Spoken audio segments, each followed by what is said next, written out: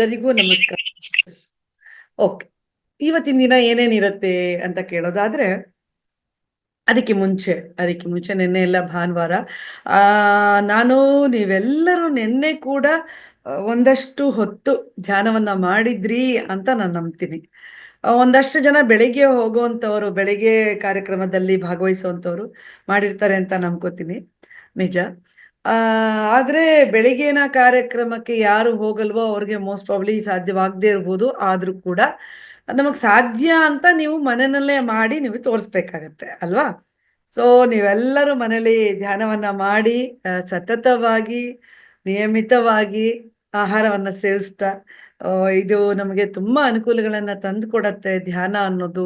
ನಮ್ಮ ಮನಸ್ಸಿನ ಒಂದು ಗೊಂದಲಗಳನ್ನ ಕೂಡ ಹೋಗ್ಲಾಡಿಸುತ್ತೆ ಅನ್ನೋದು ಇದು ನಮ್ಮೆಲ್ಲರ ನಂಬಿಕೆ ಕೂಡ, ಸತ್ಯ ಕೂಡ. ಹಾಗಾಗಿ ಇವತ್ತಿನ ದಿನ ಏನೇನಿರುತ್ತೆ ಅಂತ ನೋಡೋದಾದ್ರೆ, ನಾವು ಮೊದಲನೇದಾಗಿ ನಾವೆಲ್ಲರೂನು ಧ್ಯಾನ ಮಾಡೋಣ. ಧ್ಯಾನದ ನಂತರ ನಮ್ಮ ವಿಜಯಕಾಂತ್ ಸರ್ ಅವ್ರು ಬರ್ತಾ ಇದ್ದಾರೆ. ವಿಜಯಕಾಂತ್ ಸರ್ ಅವರು 7 ಲೋಕಗಳು ಅಂದ್ರೆ ಏನು, ಯಾವುವು ಅಂತ ಅದ್ರ ಬಗ್ಗೆ ಪರಿಚಯಿಸ್ತಿದ್ದಾರೆ. ಮುಂಚೆ ನಾವು ಹೋದ ತಿಂಗಳಲ್ಲಿ ಅದಕ್ಕೆ ಹೋದ ತಿಂಗಳು ಚಕ್ರಗಳ ಬಗ್ಗೆ ನಾವು ತಿಳ್ಕೊಂಡ್ವಿ. ನಮ್ಮ ದೇಹದಲ್ಲಿರುವಂತ ಚಕ್ರಗಳನ್ನ. ನೀವು ಕೂಡ ಲಾಸ್ಟ್ ಮಂತ್ ಯಾರ್ಯಾರಿದ್ರಿ ಅವರೆಲ್ಲ ನೀವು ಕೇಳಿಸ್ಕೊಂಡ್ರಿ. ಈ ಹೋದ ತಿಂಗಳು ಆಮೇಲೆ 7 ಶರೀರಗಳ ಬಗ್ಗೆನೂ ಕೂಡ ನಾವು ತಿಳ್ಕೊಂಡ್ವಿ.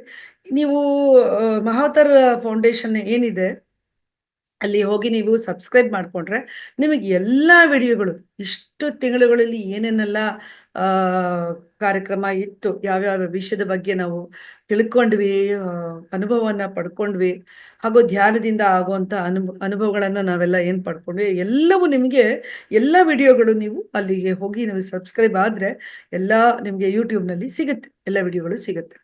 ಸೊ ಎಲ್ಲರೂ ಸಬ್ಸ್ಕ್ರೈಬ್ ಆಗಿ ಅಂತ ಹೇಳ್ತಾ, ಇದು ಯಾತಕ್ಕೆ ಸಬ್ಸ್ಕ್ರೈಬ್ ಆಗ್ಬೇಕು ಅಂತ ಹೇಳೋದಾದ್ರೆ, ಸಾಕಷ್ಟು ವಿಷಯಗಳು ನಮಗೆ ಗೊತ್ತಿಲ್ಲದೆ ಇರುವಂತ ಸತ್ಯಗಳನ್ನ ನಾವು ತಿಳ್ಕೊಳ್ಳುವಂತ ಅವಕಾಶ ನಮಗೆ ಆಗತ್ತೆ ಅಂತ ಸ್ನೇಹಿತರೆ.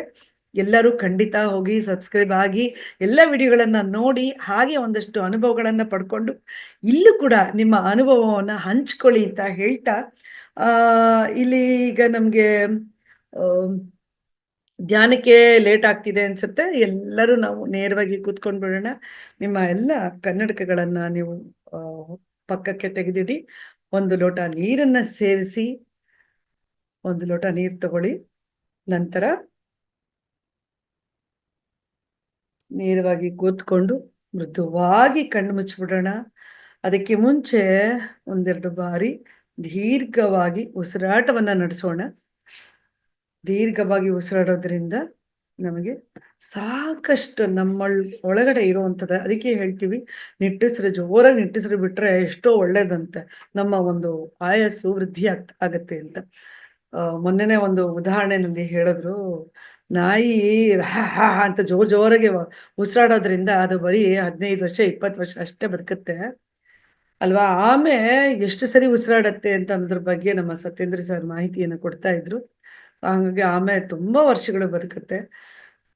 ನಾವು ಬದುಕ್ಬೇಕು ಅಂತಲ್ಲ, ಏನಾದ್ರೂ ಒಂದು ಒಳ್ಳೇದನ್ನ ಸಾಧಿಸ್ಬೇಕು ಅಂತಂದ್ರೆ ನಾವು ಹೆಚ್ಚು ಕಾಲ ಇರಬೇಕು.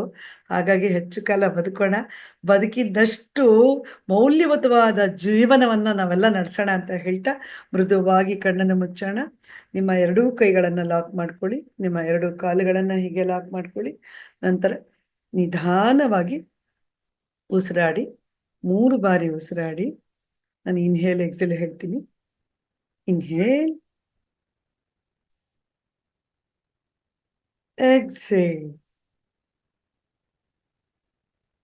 Inhale, exhale. Inhale, exhale. ಎಲ್ಲರೂ ಮೃದುವಾಗಿ ಕಣ್ಣನ್ನು ಮುಚ್ಚಿದ್ದೀರಾ ಅಂತ ನಂಬ್ತೀನಿ.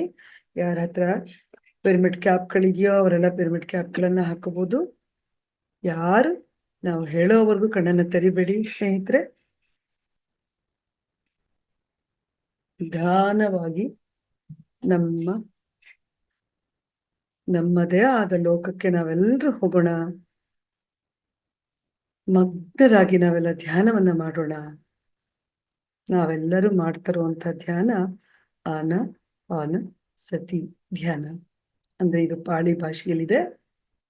ಆನ ಅಂದ್ರೆ ಉಸಿರನ್ನ ತಗೊಳ್ಳೋದು, ಆನ ಅಂದ್ರೆ ಉಸಿರನ್ನ ಬಿಡೋದು, ಸತಿ ಅಂದ್ರೆ ಎರಡನ್ನು ಸಮಾನವಾಗಿ ನಾವು ಅದ್ರ ಕಡೆ ಗಮನ ಕೊಡೋದು ಅಂತ ಇದರ ಅರ್ಥ.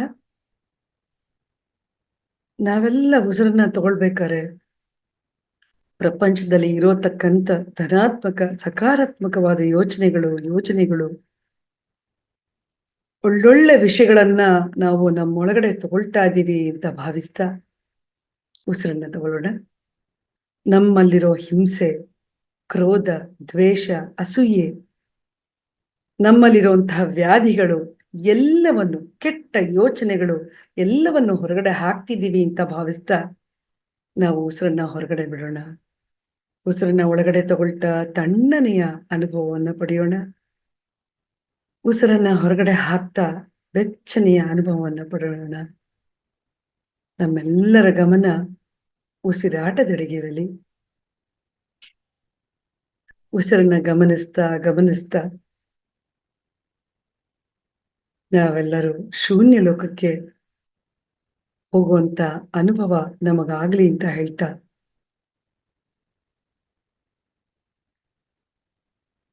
ನಾವೆಲ್ಲರೂ ಮಗ್ನರಾಗಿ ಧ್ಯಾನವನ್ನ ಮಾಡೋಣ. ಯಾವುದೇ ಯೋಚನೆಗಳು, ಅಡೆತಡೆಗಳು ಬಂದರೂ ಅದಕ್ಕೆ ಗಮನ ಕೊಡದೆ ನಮ್ಮಲ್ಲಿ ನಾವು ಲೀನರಾಗೋಣ. ನಮ್ಮನ್ನು ನಾವು ಅರಿಯುವ ಕೆಲಸವನ್ನ ನಾವು ಮಾಡೋಣ. ಆತ್ಮಾವಲೋಕನವನ್ನ ನಾವೆಲ್ಲರೂ ಮಾಡೋಣ.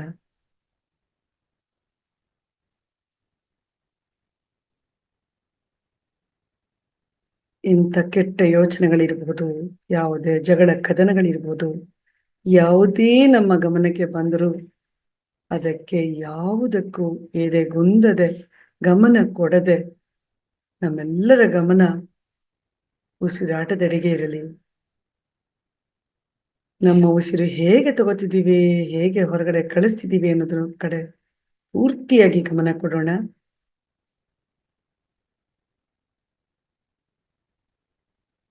ನಮಗೋಸ್ಕರ, ನಮ್ಮ ಆತ್ಮವನ್ನ ಅರಿಯುವುದಕ್ಕೋಸ್ಕರ ನಾವೆಲ್ಲರೂ ಒಂದಷ್ಟು ಹೊತ್ತು ಮೀಸಲಿಡೋಣ.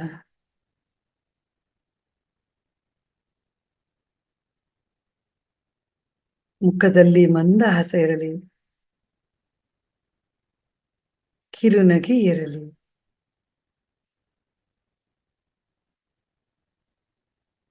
ನಾವು ಹೇಳೋವರೆಗೂ ಯಾರೂ ಕಣ್ಣನ್ನ ತೆರಿಬೇಡಿ.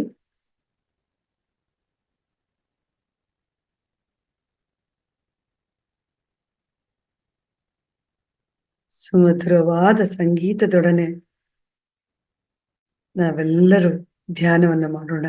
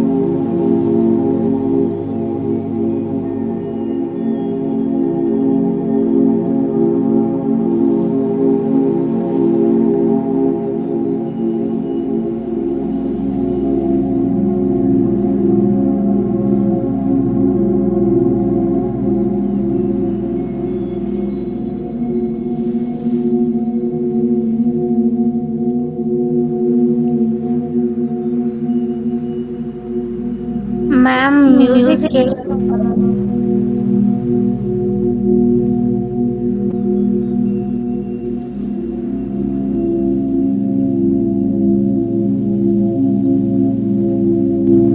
ಪ್ರಾಬ್ಲಮ್. ಮ್ಯೂಸಿಕ್ ಕೇಳ್ದಿದ್ರು ನಿಶ್ಶಬ್ದ ಮಾಡ್ಬೋದು. ಬಟ್ ಒಂದ್ ನಿಮಿಷ.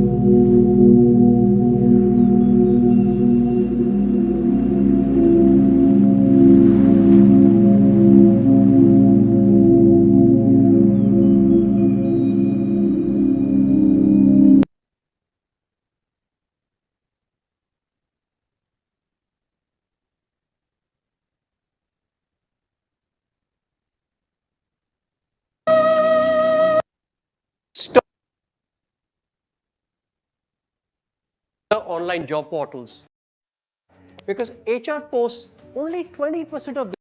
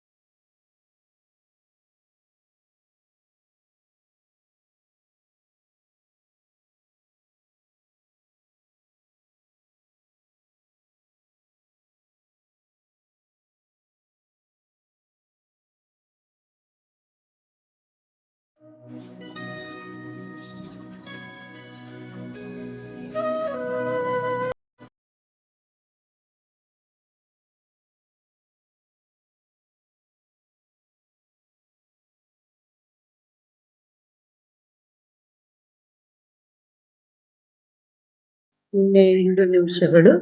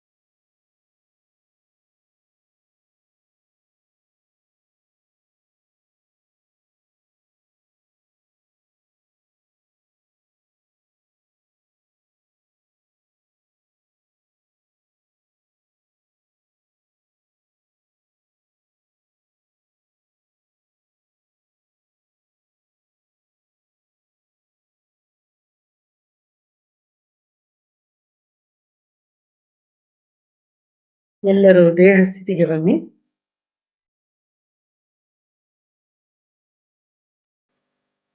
5, 4, 3, 2, 1. ನಿಧಾನವಾಗಿ ನಿಮ್ಮ 2 ಕೈಗಳನ್ನು ಬಿಡುತ್ತಾ ಕೈಯಲ್ಲಿರುವ ಪ್ರಾಣಶಕ್ತಿಯನ್ನು ನಿಮ್ಮ ಕಣ್ಣಿಗೆ ತರೋಣ. ನಂತರ ಕಿವಿಗೆ. ನಿಧಾನವಾಗಿ ನಿಮ್ಮ ಕೈಗಳನ್ನು ನೋಡುತ್ತಾ ಕಣ್ಣನ್ನು ತೆಗೆಯಬೇಕು.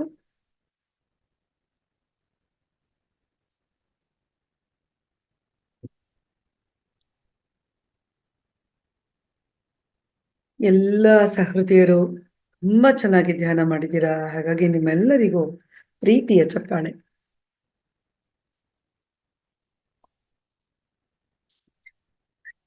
ನೀವು ಕೂಡ ಚಪ್ಪಾಳೆಯನ್ನ ನಾನು ಹೇಳ್ತಾನೆ ಇರ್ತೀನಿ ದಿನವೂ ಕೂಡ. ನಿಮ್ಮ ಚಪ್ಪಾಳೆಯನ್ನ ನೀವೇ ತಗೊಳ್ಬೇಕು. ಹಾಗೆ ನಿಮಗೆ ನೀವೇ ಶಬಾಸ್ಗಿರಿಯನ್ನ ಹೇಳ್ಕೊಳ್ಬೇಕು ಅಂತ. ಹೇಳ್ಕೊಳ್ಳಿ. Very nice, very nice. Okay, okay. ಎಲ್ಲ ಸಹೃದಯರಿಗೂ ಮತ್ತೊಮ್ಮೆ ನಮ್ಮ ಈ ಅದ್ಭುತವಾದ ಧ್ಯಾನ ಕಾರ್ಯಕ್ರಮಕ್ಕೆ ಆಹ್ವಾನವನ್ನು ಕೊಡ್ತಾ, ಇವತ್ತಿನ ದಿನ 7 ಲೋಕಗಳ ಬಗ್ಗೆ ಮಾತಾಡ್ಲಿಕ್ಕೆ ಅಂತ ಹೇಳಿ ನಮ್ಮ ಗೌರವಾನ್ವಿತರಾದ ಶ್ರೀಯುತ ವಿಜಯಕಾಂತ್ ಸರ್ ಅವರು ಬಂದಿದ್ದಾರೆ.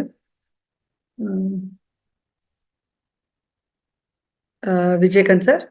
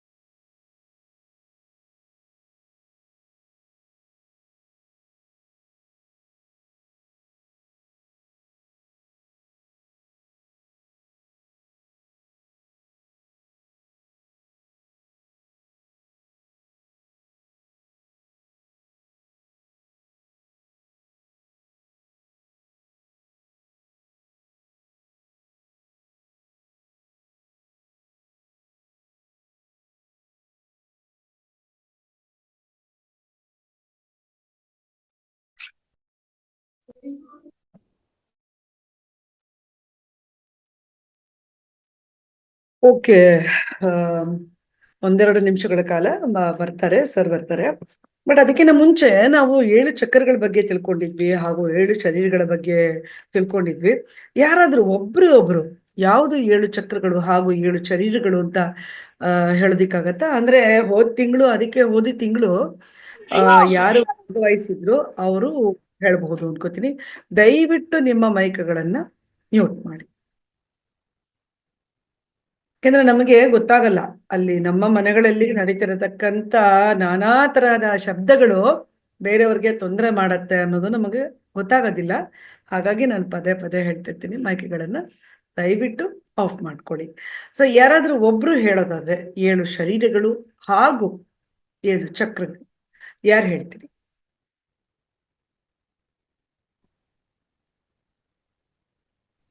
ಮ್ಯಾಮ್ ನಾನು ಹೇಳ್ತೀನಿ ಮ್ಯಾಮ್. ಇಲ್ಲ, ಹಾಗೆ ಹೇಳೋ ಹಾಗಿಲ್ಲ ಶಾಂತ ಅವ್ರೆ. ಹ್ಯಾಂಡ್ ರೈಸ್ ಮಾಡ್ಬೇಕು, ಯಾವ್ದಕ್ಕೆ ಆಗ್ಲಿ ಹ್ಯಾಂಡ್ ರೈಸ್ ಮಾಡ್ಬೇಕು.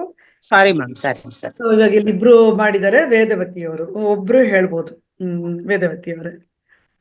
ಓ, ಸೋ ನೈಸ್, ಎಲ್ರು ಹ್ಯಾಂಡ್ ರೈಸ್ ಮಾಡ್ತಿದ್ದೀರಿ. ಎಚ್ ಕೆ ನರಸಿಂಹ ಸರ್ ಮಾಡಿದ್ದಾರೆ, ಅನುಕೃಷ್ಣ ಅವ್ರು ಮಾಡಿದ್ದಾರೆ. ಓಕೆ, ಹೇಳಿ ಮೇಡಮ್, ವೇದವತಿ ಅವರು ಹೇಳಿ. ಹಾ, ನಮಸ್ಕಾರ ಎಲ್ರಿಗೂ. ನಾನು ಚಕ್ರಗಳು ಮಾತ್ರ ಹೇಳ್ತೇನೆ. ಮೂಲಾಧಾರ ಚಕ್ರ, ಸ್ವಾಧಿಷ್ಠಾನ ಚಕ್ರ, ಮಣಿಪೂರಕ, ಅನಾಹತ, ಸ್ವಾಧಿಷ್ಠಾನ ಚಕ್ರ, ಆಜ್ಞಾ ಚಕ್ರ, ಸಹಸ್ರ. ಸ್ವಾದಿಷ್ಟಾನ ಆಯ್ತಲ್ಲ, ಸಾರಿ ವಿಶುದ್ಧಿ ಚಕ್ರ, ಆಜ್ಞಾ ಚಕ್ರ, ಸಹಸ್ರಾರ ಚಕ್ರ. Very nice. Okay, thank you. Okay, Narasimha sir, H K Narasimha sir ಹೇಳಿ ಸರ್. ಮ್ಯೂಟ್ ಆಗಿದೆ ಸರ್. ನಮಸ್ತೆ. ನಮಸ್ತೆ. ಯಾವ್ದು ಹೇಳ್ಬೇಕು ಮೇಡಮ್? ಇವಾಗ ಶರೀರಗಳ ಬಗ್ಗೆ ಹೇಳ್ಬೇಕು ನೀವು. ಶರೀರ ಬಗ್ಗೆ ಅಂತಂದ್ರೆ ಇದು ಅನ್ನಮಯ ಕೋಶ, ವಿಜ್ಞಾನಮಯ ಕೋಶ, ಪ್ರಾಣಮಯ ಕೋಶ, ಅನ್ನಮಯ, ಪ್ರಾಣಮಯ, ವಿಜ್ಞಾನಮಯ, ಮನೋಮಯ, ಇನ್ನೊಂದು ಬರ್ತಿದೆ ಅಂತ ಕಾಣ್ತದೆ. ಇಲ್ಲ, ಮೊದ್ಲೇ ಹಂಗ ಇಲ್ಲ, ಕರೆಕ್ಟ್ ಆಗಿ ಹೇಳಿ, ಒಂದಾಗ್ತಾ ಒಂದು. ಅನ್ನಮಯ ಕೋಶ, ಪ್ರಾಣಮಯ ಕೋಶ, ಓಕೆ, ವಿಜ್ಞಾನಮಯ ಕೋಶ, ಓಕೆ, ಸ್ವಲ್ಪ ಕನ್ಫ್ಯೂಷನ್. ಓಕೆ, ಹೇಳಿ ಸರ್. ಮಲ್ಲಪ್ಪ ನಾಯ್ಕ ಅವರೇ ಸರ್ ಹೇಳಿ.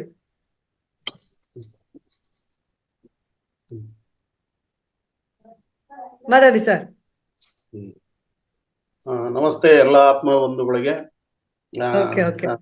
ತಮಗೂ ಕೂಡ ಮೊದಲನೇದಾಗಿ ಪ್ರಾಣಮಯ ಕೋಶ, ಅನ್ನಮಯ ಕೋಶ, ವಿಜ್ಞಾನಮಯ ಕೋಶ ಹಾಗೂ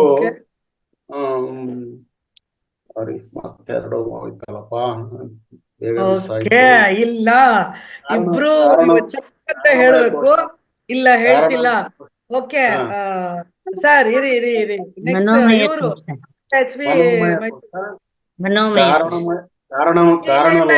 ಎಲ್ರು ಮಾತಾಡಂಗಿಲ್ಲ. Shanta H P Mysuru hand raise ಮಾಡಿದ್ರಿ, ಹೇಳಿ.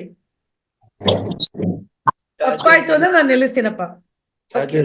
ಅನ್ನಮಯ ಕೋಶ, ಪ್ರಾಣಮಯ ಕೋಶ, ಮನೋಮಯ ಕೋಶ, ವಿಜ್ಞಾನಮಯ ಕೋಶ, ಆನಂದಮಯ ಕೋಶ.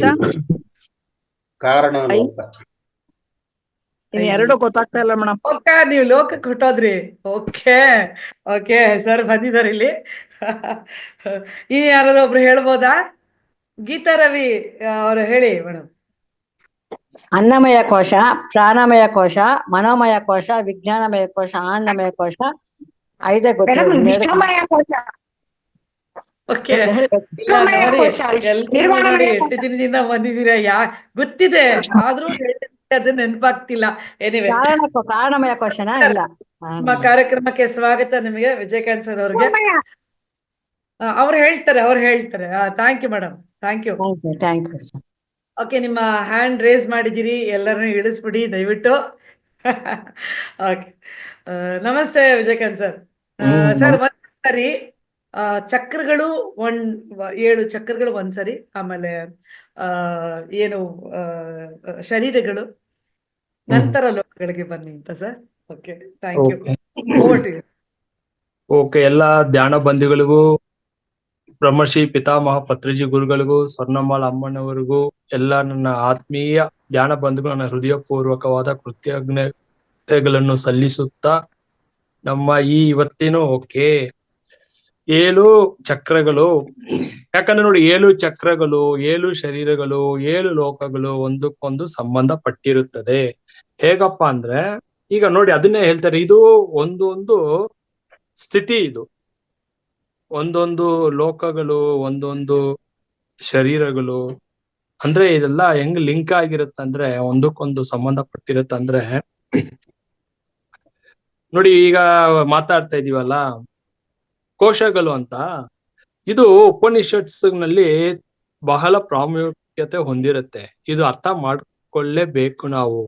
ಯಾಕಂದ್ರೆ ಎಲ್ರು ನಾವು ಸಿಕ್ಕಾಕೊಂಡಿರೋದು ಎಲ್ಲಪ್ಪ ಅಂದ್ರೆ ಬರೀ ಅನ್ನಮಯ ಕೋಶದಲ್ಲೇ ಇದೀವಿ. ಒಂದೊಂದು ದಾಟಬೇಕು. ಪ್ರಾಣಮಯ ಕೋಶ ಇದೆಲ್ಲ ಪದಗಳಾಗಿದೆ, ಅಂದ್ರೆ ಕಾರ್ಯಗತ ಆಗಿಲ್ಲ, ನಮ್ಗೆ ಇನ್ನ ಅನುಭವಕ್ಕೆ ಬಂದಿಲ್ಲ. ಯಾಕೆ ಇದು ನೋಡಿ ಬೇಸಿಕ್ಸ್ ಈ ಇನ್ನ ಬೇಸಿಕ್ಸ್ ತಿಳ್ಕೊಳ್ತಾನೆ ಇದೀವಿ, ಅಂದ್ರೆ ಅನುಭವಕ್ಕೆ ಬರ್ಬೇಕು, ಕಾರ್ಯಗತ ಆಗ್ಬೇಕು, ಕಾರ್ಯರೂಪಕ್ಕೆ ನಾವು ತರ್ಬೇಕು. ಹೇಗಪ್ಪ ಅಂದ್ರೆ ನಮ್ಮ ಸಾಧನೆ ಮುಖಾಂತರ ಮಾತ್ರನೇ. ಅನ್ನಮಯ ಕೋಶ ಅಂದ್ರೇನು? ಈ ದೇಹ ಅನ್ನದಿಂದ ಆಗಿರುವುದು. ಯಾಕಂದ್ರೆ ಈ ದೇಹಕ್ಕೆ ಏನ್ ಬೇಕೋ ಅನ್ನ ಅಲ್ವಾ. ಈಗ ಮಗುವಾಗಿಂದ ಇಷ್ಟು ಎತ್ತರಕ್ಕೆ ದೇಹ ಬೆಳೆದಿದೆ ಅಂದ್ರೆ ಅನ್ನ ಅಲ್ವಾ. ಅದಕ್ಕೆ ವೆರಿ ವೆರಿ ಇಂಪಾರ್ಟೆಂಟ್ ಅನ್ನ. ಸೊ ನಾವು ಅನ್ನದಲ್ಲೇ ಪ್ರಾಣ ಇದೆ ಅಲ್ಲ. ಪ್ರಾಣ ಅನ್ನೋದು ಎಲ್ಲಿದೆ? ನಮ್ಮ ಅನ್ನದಲ್ಲೇ ಇದೆ ಪ್ರಾಣ. ಪ್ರಾಣಶಕ್ತಿನೂ ಫಸ್ಟ್ ಬೇಸಿಕ್ ನಾವು ಅರ್ಥ ಮಾಡ್ಕೋಬೇಕಾದ್ರು ನಾವು ಮಾಡೋ ಆಹಾರದಲ್ಲೇ ಪ್ರಾಣ. ಇಲ್ಲಾಂದ್ರೆ ಒಬ್ಬ ವ್ಯಕ್ತಿ ಏನಾಗ್ತಾನೆ, 1 ವಾರ ಅವನ್ಗೆ ಅನ್ನ ಆಹಾರ ಇಲ್ಲ ಅಂದ್ರೆ ಏನಾಗ್ತಾನೆ ಹೇಳಿ? ಜೀವಂತವಾಗಿರ್ಬೋದು, ಆದ್ರೆ ಅವನಲ್ಲಿ ಎಲ್ಲ ಶಕ್ತಿ ಕಳ್ಕೊಂಡಿರ್ತಾನೆ. So that is important. ಅದಕ್ಕೆ ಅನ್ನಮಯ ಕೋಶ.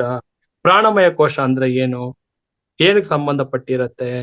ನಮ್ಮ ಪ್ರಾಣ ಶರೀರ, ಅದನ್ನೇ ಎಥೆರಿಕ್ ಬಾಡಿ ಅಂತ ಹೇಳ್ತೀವಿ. ನಾವೇನು ಈಗ ಶ್ವಾಸ, ಈ ಉಸಿರಾಟದ ಬಗ್ಗೆ ಮಾತಾಡ್ತಾ ಇರ್ತೀವಲ್ಲ, ಈ ಪ್ರಾಣಾಯಾಮ, ಈ ಕಪಾಲಭಾತಿ, ಈ ಭಸ್ತ್ರಿಕಾ, ಅನಿಲೋಮ, ವಿಲೋಮ ಇವೆಲ್ಲವೂ ಕೂಡ ಈ ಪ್ರಾಣ ಶರೀರ ಸಂಬಂಧಪಟ್ಟಿರೋದು. ಏನಪ್ಪಾ ಇದೆ ಪ್ರಾಣ ಶರೀರದಲ್ಲಿ ಅಂದ್ರೆ ನಮ್ಮ ಚಕ್ರಗಳು ಅಡಗಿರೋದು ಈ ಪ್ರಾಣಮಯ ಕೋಶದಲ್ಲಿ. ಈ ಪ್ರಾಣ ಶರೀರ 2ನೇ ಶರೀರದಲ್ಲೇ ಈ ನಾಡಿ ಮಂಡಲ, ಈ ಚಕ್ರಗಳು, ನಮ್ಮ ಈ ಪ್ರಭಾವಲಿ, ಏನು ಆರ ಅಂತ ಹೇಳ್ತೀವಲ್ಲ, ಇವೆಲ್ಲವೂ ಕೂಡ ಅಲ್ಲೇ ಶೇಖರಣೆ ಆಗಿರುತ್ತೆ ಮಾಸ್ಟರ್ಸ್.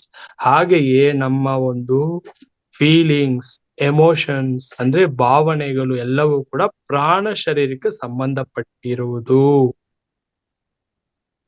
3ನೇದು ಮನೋಮಯ ಕೋಶ. ಏನಿದು ಮನೋಮಯ ಕೋಶ ಅಂದ್ರೆ ಮನಸ್ಸಿಗೆ ಸಂಬಂಧಪಟ್ಟಿರುವುದು. ನಾವೇನೀಗ ಚಿಂತನೆ ಮಾಡ್ತೀವಲ್ಲ,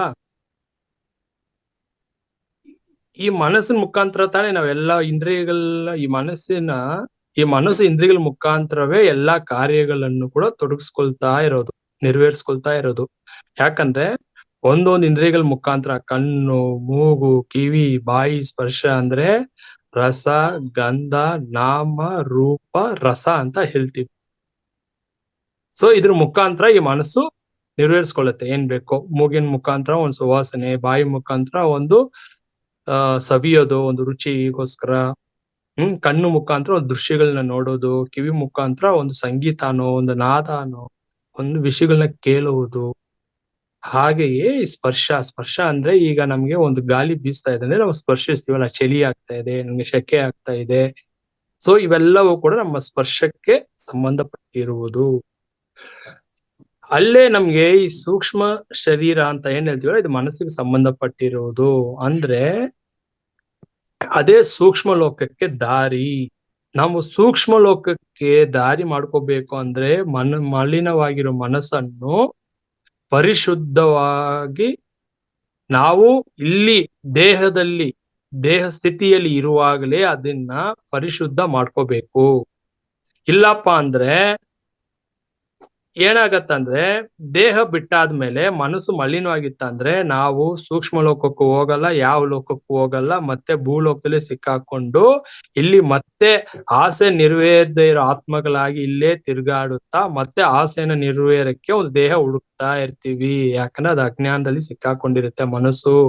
ಅದಕ್ಕೆ ದೇಹ ಇರುವಾಗಲೇ, ಅದಕ್ಕೆ ಮಾನವ ಜನ್ಮ ಉನ್ನತ ಜನ್ಮ ದುರ್ಲಭ ಅಂತ ಹೇಳಿರೋದು ಪುರಂದರದಾಸರು, ಶಂಕರಾಚಾರ್ಯರು. ಯಾಕಂದ್ರೆ ಮಾನವ ದೇಹ ಸಿಕ್ಕಾಗಲೇ ನಮ್ಗೆ ಇದನ್ನ ಚೆನ್ನಾಗಿ ಉಪಯೋಗಿಸ್ಕೋಬೇಕು. ಉನ್ನತ ಲೋಕಕ್ಕೆ ನಾವು ಈ ದೇಹದಿಂದಲೇ ಮನಸ್ಸಿನಿಂದಲೇ ಇಲ್ಲಿ ಸರಿಯಾಗಿ ಇಟ್ಕೊಂಡ್ಬಿಟ್ರೆ ಬಾಡಿ ನಮ್ ಟೈಮ್ ಬಂದಾಗ ಈ ಆತ್ಮಕ್ಕೆ ಮನಸ್ಸಿಗೆ ಗೊತ್ತಿರತ್ತೆ ನಾ ಯಾವ ಲೋಕಕ್ಕೆ ಎಲಿಜಿಬಲ್ ಆಗಿದ್ದೀನಿ, ನನ್ನ ಲೊಕೇಶನ್ ಎಲ್ಲಿ ಅಂತ ಈಗಲೇ ಗೂಗಲ್ ಮ್ಯಾಪ್ ಗೊತ್ತಿರ್ಬೇಕು ರೂಟು.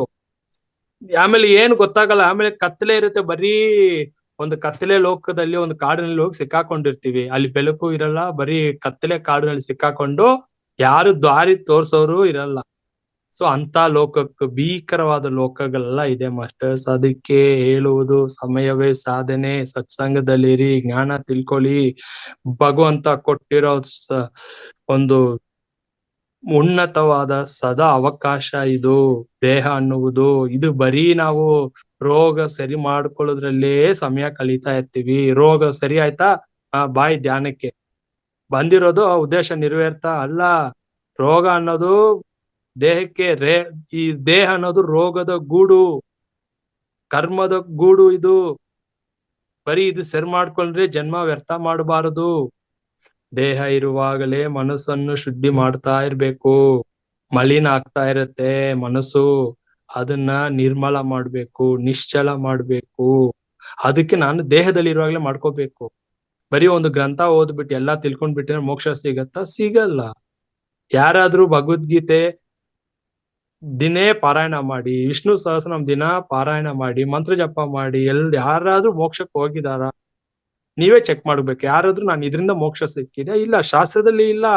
ಏನಾಗತ್ತೆ? ನಮ್ಮ ಮಂತ್ರ ಜಪ ಮಾಡೋದು, ಗ್ರಂಥಗಳು ಓದೋದು, ಲಲಿತಾ ಸಹಸ್ರನಾಮ ಪಾರಾಯಣ ಮಾಡೋದು, ವಿಷ್ಣು ಸಹಸ್ರನಾಮ ಪಾರಾಯಣ, ಚಿತ್ತ ಶುದ್ಧಿ ಆಗತ್ತೆ, ಮನಸ್ಸು ಶುದ್ಧಿ ಆಗತ್ತೆ. ಮೋಕ್ಷ ಕೊಡಲ್ಲ ಅವೆಲ್ಲ. ಬಟ್ ಮಾಡ್ಬೇಕಾ? ಮಾಡ್ಬೇಕು. ಯಾಕೆ? ಚಿತ್ತ ಶುದ್ಧಿ ಅಲ್ಲ. ಮನೆ ಡೈಲಿ ಕ್ಲೀನ್ ಮಾಡ್ತೀವಲ್ಲ, ಮಾಡ್ಲಿಲ್ಲ ಏನಾಗುತ್ತೆ? ಕಸ ತುಂಬ್ಕೊಂಡತ್ತ ಮನೆಯಲ್ಲಿ. ಹಾಗೆಯೇ ನಮ್ಮ ಮನಸ್ಸು ಕೂಡ ಮಲಿನ ಆಗದೆ ಇರೋ ಹಾಗೆ ದಿನನಿತ್ಯ ನಾವು ಏನಾದ್ರೂ ಒಂದು ಮಂತ್ರ ಹೇಳ್ಕೊಳ್ಳಿ. ಹರೇ ರಾಮ ಅಂತ ಹೇಳಿ, ರಾಮ ರಾಮ ಅಂತ ಹೇಳಿ, ಏನೋ ನಿಮ್ಗೆ ಇಷ್ಟ ದೇವತೆ ಮಂತ್ರ ಅಂದ್ರೆ ಅದು ಇಂದ ಏನಾಗತ್ತೆ? ನಮ್ಮ ಮನಸ್ಸು ಚಿತ್ತ ಶುದ್ಧಿ ಆಗತ್ತೆ. ಅದಕ್ಕೆ ಬೇಕಾಗುತ್ತೆ ಅದು. ಈಗ ಈ ಮನಸ್ಸೇ ಅಲ್ವಾ ಮಾಯೆಗೂ ಸಿಕ್ಕಾಕೊಂಡಿರೋದು, ಎಲ್ಲದಕ್ಕೂ ಅಂಟ್ಕೊಂಡಿರೋದು. ಆಸೆಗಳು ಬರ್ತಾ ಇರೋದು ಮನಸ್ಸಿನಿಂದೆಲ್ಲ, ಬಯಸ್ತಾ ಇರೋದು ಮನಸ್ಸಲ್ಲ. ಮನಸ್ಸು ಅಂದ್ರೆ ಕೋರಿಕೆ, ಬೇರೆ ಏನಿಲ್ಲ. ನಮ್ಗೆ ಅರ್ಥ ಆಗ್ತಿಲ್ಲ. ಮನಸ್ಸಿನ ಸ್ವಭಾವ ಅದೇ ಅಲ್ವಾ, ಅದು ಬೇಕು, ಇದು ಬೇಕು, ನೋಡಿದ್ನೆಲ್ಲ ಅನುಭವಿಸ್ಬೇಕು, ನೋಡಿದ್ದೆಲ್ಲ ನಂದು ಮಾಡ್ಕೋಬೇಕು ಅನ್ನೋದೇ ಮನಸ್ಸಿನ ಒಂದು ಸ್ವಭಾವ. ಸೊ ಅದು ಅರ್ಥ ಮಾಡ್ಕೊಂಡ್ಬಿಟ್ರೆ ಮನಸ್ಸು ಯಾರು, ಎಲ್ಲಿಂದ ಬಂದಿದೆ, ಈ ಸತ್ಯ ನಮ್ಗೆ ಅರ್ಥ ಆಗತ್ತೆ. 4ನೇದು ವಿಜ್ಞಾನಮಯ ಕೋಶ. ಏನಪ್ಪ ಅದು ವಿಜ್ಞಾನಮಯ ಕೋಶ? ಇಂಟೆಲೆಕ್ಟ್ ಅಂತ ಹೇಳ್ತಾರೆ, ಜ್ಞಾನ ಅಂತ ಹೇಳ್ತಾರೆ. ಏನದು? ನಮ್ಮ ಬುದ್ಧಿ ಇದೆ ಅಲ್ಲ, ಈಗ ನಮ್ಮ ಬುದ್ಧಿ ವಿಕಾಸ ಮಾಡ್ಕೊಂಡಿಲ್ಲ ನಾವು. ಈ ಬುದ್ಧಿಯನ್ನು ವಿಕಾಸ ಮಾಡಿ ಆ ವಿವೇಚನಾ ಶಕ್ತಿಯಿಂದ ವಿಚಾರ ಮಾಡಬೇಕು. ಸತ್ಯ ಯಾವುದು, ಅಸತ್ಯ ಯಾವುದು, ಅದನ್ನ ವಿಚಾರ ಮಾಡಿ ಆ ಸತ್ಯವನ್ನು ತಿಳ್ಕೊಳ್ಳೋದೇ ವಿಜ್ಞಾನಮಯ ಕೋಶ. ಸೊ ಈ ಬುದ್ಧಿನ ಕೂಡ ಶುದ್ಧಿ ಮಾಡ್ಬೇಕು. ಬರೀ ಮನಸ್ಸನ್ನ ಶುದ್ಧಿ ಮಾಡೋದಲ್ಲ. ಮನಸ್ಸು ಮಾತ್ರ ಶುದ್ಧಿ ಮಾಡ್ಕೊಂಡ್ಬಿಟ್ರೆ ಬುದ್ಧಿ ಶುದ್ಧಿ ಆಗಿಲ್ಲ ಅಂದ್ರೆ ಏನಾಗತ್ತೆ? ಈ ಬುದ್ಧಿ ಒಪ್ಕೊಳ್ಳ ಎಲ್ಲಾ ವಿಷಯಗಳನ್ನ. ಇವಾಗ ನಾನು ಹೇಳೋ ವಿಷಯ ಎಲ್ಲ ಬುದ್ಧಿ ಒಪ್ಕೊಳ್ಳಲ್ಲ. ಅದು ಬುದ್ಧಿ ಒಂಥರ ಹೇಳ್ತಾ ಇರುತ್ತೆ, ಇವ್ರು ಹೇಳೋದು ಏನ್ ನೀನ್ ಕೇಳೋದು, ಇದೆಲ್ಲ ಏನೋ ಪ್ರಾಕ್ಟಿಕಲ್ ಲೈಫ್ಗೆ ಇದೆಲ್ಲ ವರ್ಕೌಟ್ ಆಗತ್ತಾ, ಆಗ್ಬರತ್ತಾ? ಸೊ ಈ ತರ ಬುದ್ಧಿ ಒಂದು ಹೇಳ್ತಾ ಇರುತ್ತೆ, ಪ್ರಶ್ನೆ ಕೇಳ್ತಾ ಇರುತ್ತೆ. ಬುದ್ಧಿ ಕೂಡ ಕ್ಲೀನ್ ಆಗ್ಬೇಕು. ಬುದ್ಧಿ ಕೂಡ ಒಂದು ಇದಕ್ ಬರ್ಬೇಕು, ಕನ್ಕ್ಲೂಷನ್ ಬರ್ಬೇಕು. ಅದು ಕೂಡ ಸಮಾಧಾನ ಆಗ್ಬೇಕು. ಅದಕ್ಕೆ ಉಪನಿಷತ್ಸ್ ಅಲ್ಲಿ, ಕಥೋಪನಿಷತ್ಸ್ ಅಲ್ಲಿ ಹೇಳ್ತಾರೆ, when our body, mind and reasoning intellect rests in silence ಅಂತ ಹೇಳ್ತಾರೆ. ಅಂದ್ರೆ ನಮ್ಮ ಬಾಡಿ ಅಂದ್ರೆ ನಮ್ಮ 5 ಸೆನ್ಸಸ್ ಅಂತ ಹೇಳ್ತೀವಲ್ಲ, when our 5 senses and mind, ಮನಸ್ಸು, ನಮ್ಮ ಇಂದ್ರಿಯಗಳು, ನಮ್ಮ ಮನಸ್ಸು, ಆಮೇಲೆ ಪ್ರಶ್ನೆ ಕೇಳ್ತಾ ಇರುತ್ತಲ್ಲ, ಬುದ್ಧಿ ಒಪ್ಕೊಳ್ಳಲ್ವ ಸಾಮಾನ್ಯವಾಗಿ. ಅವೇನೇ ಸತ್ಸಂಗ ಕೇಳಿದ್ರು, ಏನೇ ಕ್ಲಾಸ್ ಕೇಳಿದ್ರು ಕೂಡ ಸಾಮಾನ್ಯ ಬುದ್ಧಿ ಎಲ್ಲಾನು ಒಪ್ಕೊಳ್ಳೋದಿಲ್ವಲ್ಲ, ಅದು ಒಂದು ನಿರಾಕರಿಸ್ತಾ ಇರುತ್ತೆ. ಈ ಪ್ರಶ್ನೆಗಳು ಕೇಳ್ತಾ ಇರುತ್ತಲ್ಲ, ಈ reasoning intellect also ರೆಡ್ಸ್ in silence. ಯಾವಾಗ ಈ ಬುದ್ಧಿ ಕೂಡ ಸೈಲೆಂಟ್ ಆಗತ್ತಂದ್ರೆ, ಈ ಇಂದ್ರಿಯಗಳು ಸೈಲೆಂಟ್ ಆಗ್ಬೇಕು, ಫಸ್ಟ್ ಇಂದ್ರಿಯ ನಿಗ್ರಹ ಆಗಬೇಕು, ಆಮೇಲೆ ಮನಸ್ಸು ಸೈಲೆಂಟ್ ಆಗಬೇಕು. ಇವೆರಡು ಸೈಲೆಂಟ್ ಆದ್ರೆ ಬುದ್ಧಿ ಕೂಡ ಸೈಲೆಂಟ್ ಆಗುತ್ತೆ. ಅದೇ ವಿಜ್ಞಾನಮಯ ಕೋಶ. ಆನಂದಮಯ ಕೋಶ ಅಂದ್ರೆ ಏನು? ಅದು ಸತ್ಯ, ಸತ್ತು ಚಿತ್ತು ಆನಂದ. ಸತ್ ಅಂದ್ರೆ ಅನಂತ, ಚಿತ್ ಅಂದ್ರೆ ಪ್ರಜ್ಞೆ. ಪ್ರಜ್ಞೆ ಅಂದ್ರೆ ನಾನೇ ಆತ್ಮನು, ನಾನೇ ಬ್ರಹ್ಮನು, ಪ್ಯೂರ್ ಕಾನ್ಶಿಯಸ್ನೆಸ್ ಅಂತ ಹೇಳ್ತಾರೆ. ಆನಂದ ಅಂದ್ರೆ ಆನಂದ ಆಗಿರೋ, ಸದಾ ಆನಂದ, ದುಃಖರಹಿತ, ಕರ್ಮರಹಿತ. ಅದಕ್ಕೂ ದುಃಖನೂ ಇಲ್ಲ, ಆತ್ಮಕ್ಕೆ ಕರ್ಮನೂ ಇಲ್ಲ, ಬಂಧನೂ ಇಲ್ಲ, ಬಂಧರಹಿತ. ಸೊ ಇವೆಲ್ಲ ಕರ್ಮ ಯಾರಿಗಾಗ್ತಾ ಇದೆ, ದುಃಖ ಯಾರಿಗಾಗ್ತಾ ಇದೆ, ಬಂಧನ ಯಾರಿಗಾಗ್ತಾ ಇದೆ, ನಾವು ಚೆಕ್ ಮಾಡ್ಕೋಬೇಕು. ಮನಸ್ಸಿಗಾಗ್ತಾ ಇರೋದಿದಲ್ಲ, ಮನಸ್ಸೇ ಕರ್ಮ ಮಾಡ್ತಾ ಇರೋದು ಇಲ್ಲಿ, ಮನಸ್ಸೇ ಇಲ್ಲಿ ದುಃಖ ಪಡ್ತಾ ಇರೋದು, ಮನಸ್ಸೇ ಇಲ್ಲಿ ಬಂಧನ ಪಟ್ಟಿರೋದು. ಎಲ್ಲದಕ್ಕೂ ಅಂಟ್ಕೊಂಡು ಎಲ್ಲದಕ್ಕೂ ಸಿಕ್ಕಾಕೊಂಡಿರೋದು ಮನಸ್ಸೇ. ಈ ಸತ್ಯ ಅರ್ಥ ಆಗ್ಬಿಟ್ರೆ ಸದಾ ಆನಂದ ಸ್ಥಿತಿ, ಆತ್ಮ ಸದಾ ಆನಂದ. ಸೊ ಅದೇ ಆನಂದಮಯ ಕೋಶ.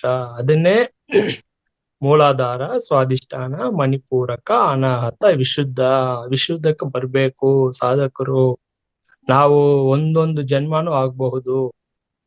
ಮೂಲಾಧಾರದಿಂದ ಸ್ವಾಧಿಷ್ಠಾನಕ್ಕೆ ಬರ್ಲು ಕೂಡ ಅಷ್ಟು ಸುಲಭವಲ್ಲ. ಯಾವ್ದೋ ನಾವು ಚಕ್ರಯೋಗ ಕ್ಲಾಸ್ ಅಟೆಂಡ್ ಮಾಡ್ಬಿಟ್ಟು ಒಂದ್ ತಿಂಗಳು 3 ತಿಂಗಳು ಕೋರ್ಸ್ ಮಾಡ್ಬಿಟ್ರೆ ನಾನು ವಿಶುದ್ಧಿ, ಈ ಆಜ್ಞಾ ಓಪನ್ ಆಗ್ಬಿಡುತ್ತೆ, ನನ್ಗೆ ಈ ಆಜ್ಞಾ ಸ್ಥಿತಿಗೆ ಬರ್ಬಹುದು, ಆಜ್ಞಾ ಚಕ್ರ ಓಪನ್ ಆಗ್ಬಿಡುತ್ತೆ, ಎಲ್ಲ ಕಲ್ಪನೆ ಮಾಸ್ಟರ್ಸ್. ಹಂಗಲ್ಲ, ಯಾವ್ದು ಆಗುವುದು ಇಲ್ಲ. ಅದು ಕೂಡ ಮನಸ್ಸು ನಮ್ಮನ್ನ ಆ ಮಾಯೆನಲ್ಲಿ, ಆ ಭ್ರಮೆನಲ್ಲಿ ಸಿಕ್ಕಾಕ್ಸ್ತಾ ಇರತ್ತೆ. ಸೊ ಯಾವ್ದು ಬಂದು ಕೋರ್ಸ್ ತಗೊಂಡು ಆಗುವುದಲ್ಲ.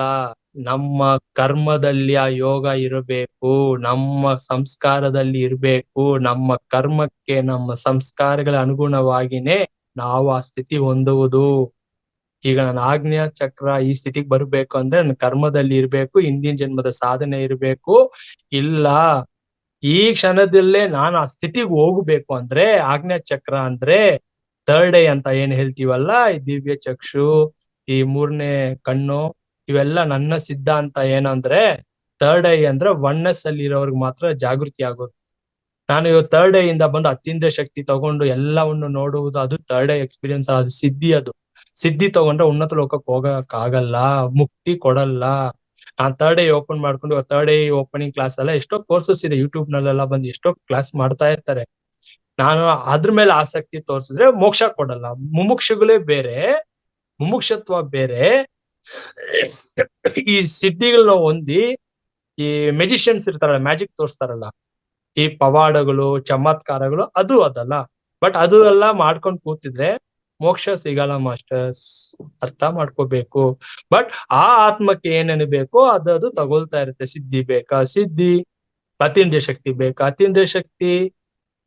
ನಿಮ್ಗೆ ಸೂಕ್ಷ್ಮ ಲೋಕಕ್ಕೆ ಹೋಗ್ಬೇಕಾ, ಅದರ ಒಂದು ಸಾಧನೆ ಮಾಡಿ ಸೂಕ್ಷ್ಮಯಾನ ಮಾಡಿ ಅದರ ಒಂದು ಅನುಭವ ತಗೊಳ್ತಾ ಇರುತ್ತೆ. So oneness, awareness is the ultimate. Buddha ಭಗವಾನ್ ಹೇಳಿರೋದು ಆಲ್ವೇಸ್ ಅವೇರ್ನೆಸ್, ಪ್ರೆಸೆಂಟ್ ಮೂಮೆಂಟ್. ಇದು ಎರಡೇ ಸತ್ಯ. ಗತಂ ನಾನು ಪಾಸ್ಟ್ ಲೈಫ್ ನೋಡ್ಕೊಂಡು ಏನಾಗ್ಬೇಕಾಗಿದೆ, ಈಗ ಹಿಂದಿನ ಜನ್ಮದಲ್ಲಿ ರಾಜನಾಗಿದ್ದೆ, ಈ ಜನ್ಮದಲ್ಲಿ ಬಿಕಾರಿ ಆಗಿದ್ದೆ, ಹಂಗಂತ ಹೇಳ್ಬಿಟ್ಟು ಹಿಂದಿನ ಜನ್ಮದಲ್ಲಿ ರಾಜನಾಗಿದ್ದೆ ಅಂತ ಈಗ ಪ್ರೆಸೆಂಟ್ ಸಿಚುವೇಶನ್ ಬಿಕಾರಿ ಅಬ್ಬಿಟ್ಟು ರಾಜನಾಗಿ ನಾನು ಹೋಗ್ಬಿಟ್ಟು ಎಲ್ರನ್ನೂ ಅಧಿಕಾರ ಮಾಡ್ತಾ ಸುಮ್ನೆ ಬಿಡ್ತಾರ ಈ ಸಮಾಜ? ಇಲ್ಲ.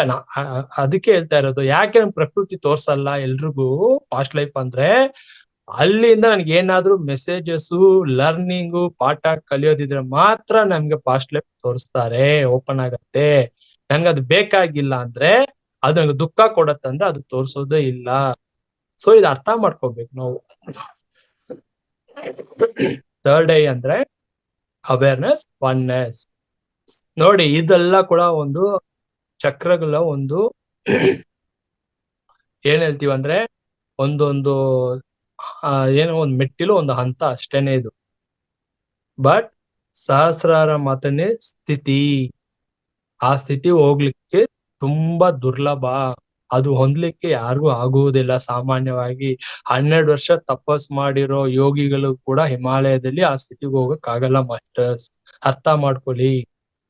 ಯಾಕಪ್ಪ ಅಂದ್ರೆ ಆ ಸ್ಥಿತಿಗೆ ಹೋಗ್ಬೇಕಂದ್ರೆ ಜ್ಞಾನ ಇದ್ರೆ ಮಾತ್ರ ಹೋಗಕ್ಕಾಗುವುದು. ಗಂಟೆಗಟ್ಲೆ ನಾನು ಹಿಮಾಲಯ ತಪಸ್ ಮಾಡಿರೋ ಗುಹೆನಲ್ಲಿ ಕೂತ್ಕೊಂಡ್ರು.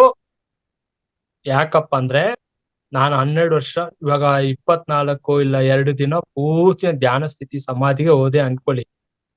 ಕಣ್ಣು ಬಿಟ್ರೆ ಮನ್ಸು ಕೆಲಸ ಮಾಡತ್ತಲ್ಲ, ಪ್ರಪಂಚ ಕಾಣಿಸತ್ತಲ್ಲ, ಸಂಸಾರ ಕಾಣಿಸತ್ತಲ್ಲ.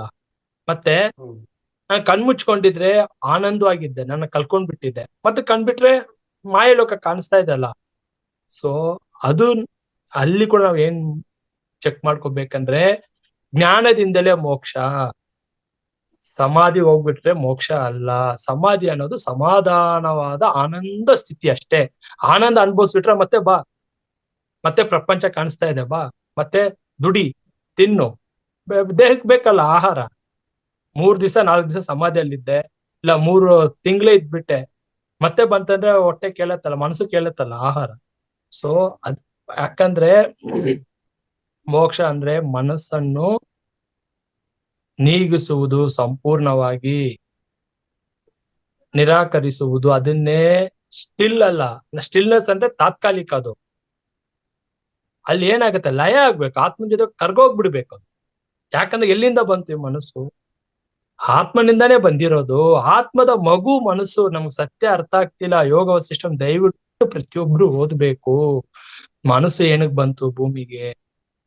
ನಾವೇ ಸೃಷ್ಟಿ ಮಾಡ್ಕೊಂಡು ಬಂದಿರೋದು. ಆತ್ಮ ಸಾಕ್ಷಿಯಾಗಿ ಇತ್ತು ಅಲ್ಲಿ ಅಷ್ಟೇನೆ. ಭೂಮಿ ಮೇಲೆ ಆಸೆ ಬಂತು, ಅಲ್ಲಿ ಒಂದು ಕದಲಿಕೆ ಬಂತು, ಭೂಮಿಗೆ ಹೋಗ್ಬೇಕಂತ ಒಂದು ಇಚ್ಛೆ ಬಂತು. ನಮ್ಮ ಒಂದು ಆಸೆಯೇ ಅಲ್ಲಿ ಒಂದು ಡಿಸ್ಟರ್ಬೆನ್ಸ್ ಆಯ್ತಲ್ಲ. ಆ ಡಿಸ್ಟರ್ಬೆನ್ಸ್ ಏನಾಯ್ತು, ಆ ಒಂದು ಆತ್ಮದಲ್ಲಿ ಆಗಿರೋ ಒಂದು ವೈಬ್ರೇಷನ್. ಯಾಕಂದ್ರೆ ಇವಾಗ ವಿಜಯಕಾಂತ್ ಆತ್ಮ ಆಕಾಶದಲ್ಲೇ ಇದೆ, ಬ್ರಹ್ಮಾಂಡದಲ್ಲೇ ಇದೆ, ದೇಹದಲ್ಲಿ ಇಲ್ಲ.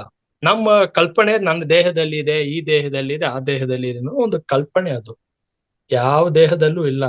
ಅಲ್ಲಿಂದ ಮನಸ್ಸೇ ಆತ್ಮನಾಗಿ ಇಲ್ಲಿ ಬಂದಿರೋದು. ದಟ್ ಈಸ್ ಕಾಲ್ಡ್ ದ ಜೀವಾತ್ಮ.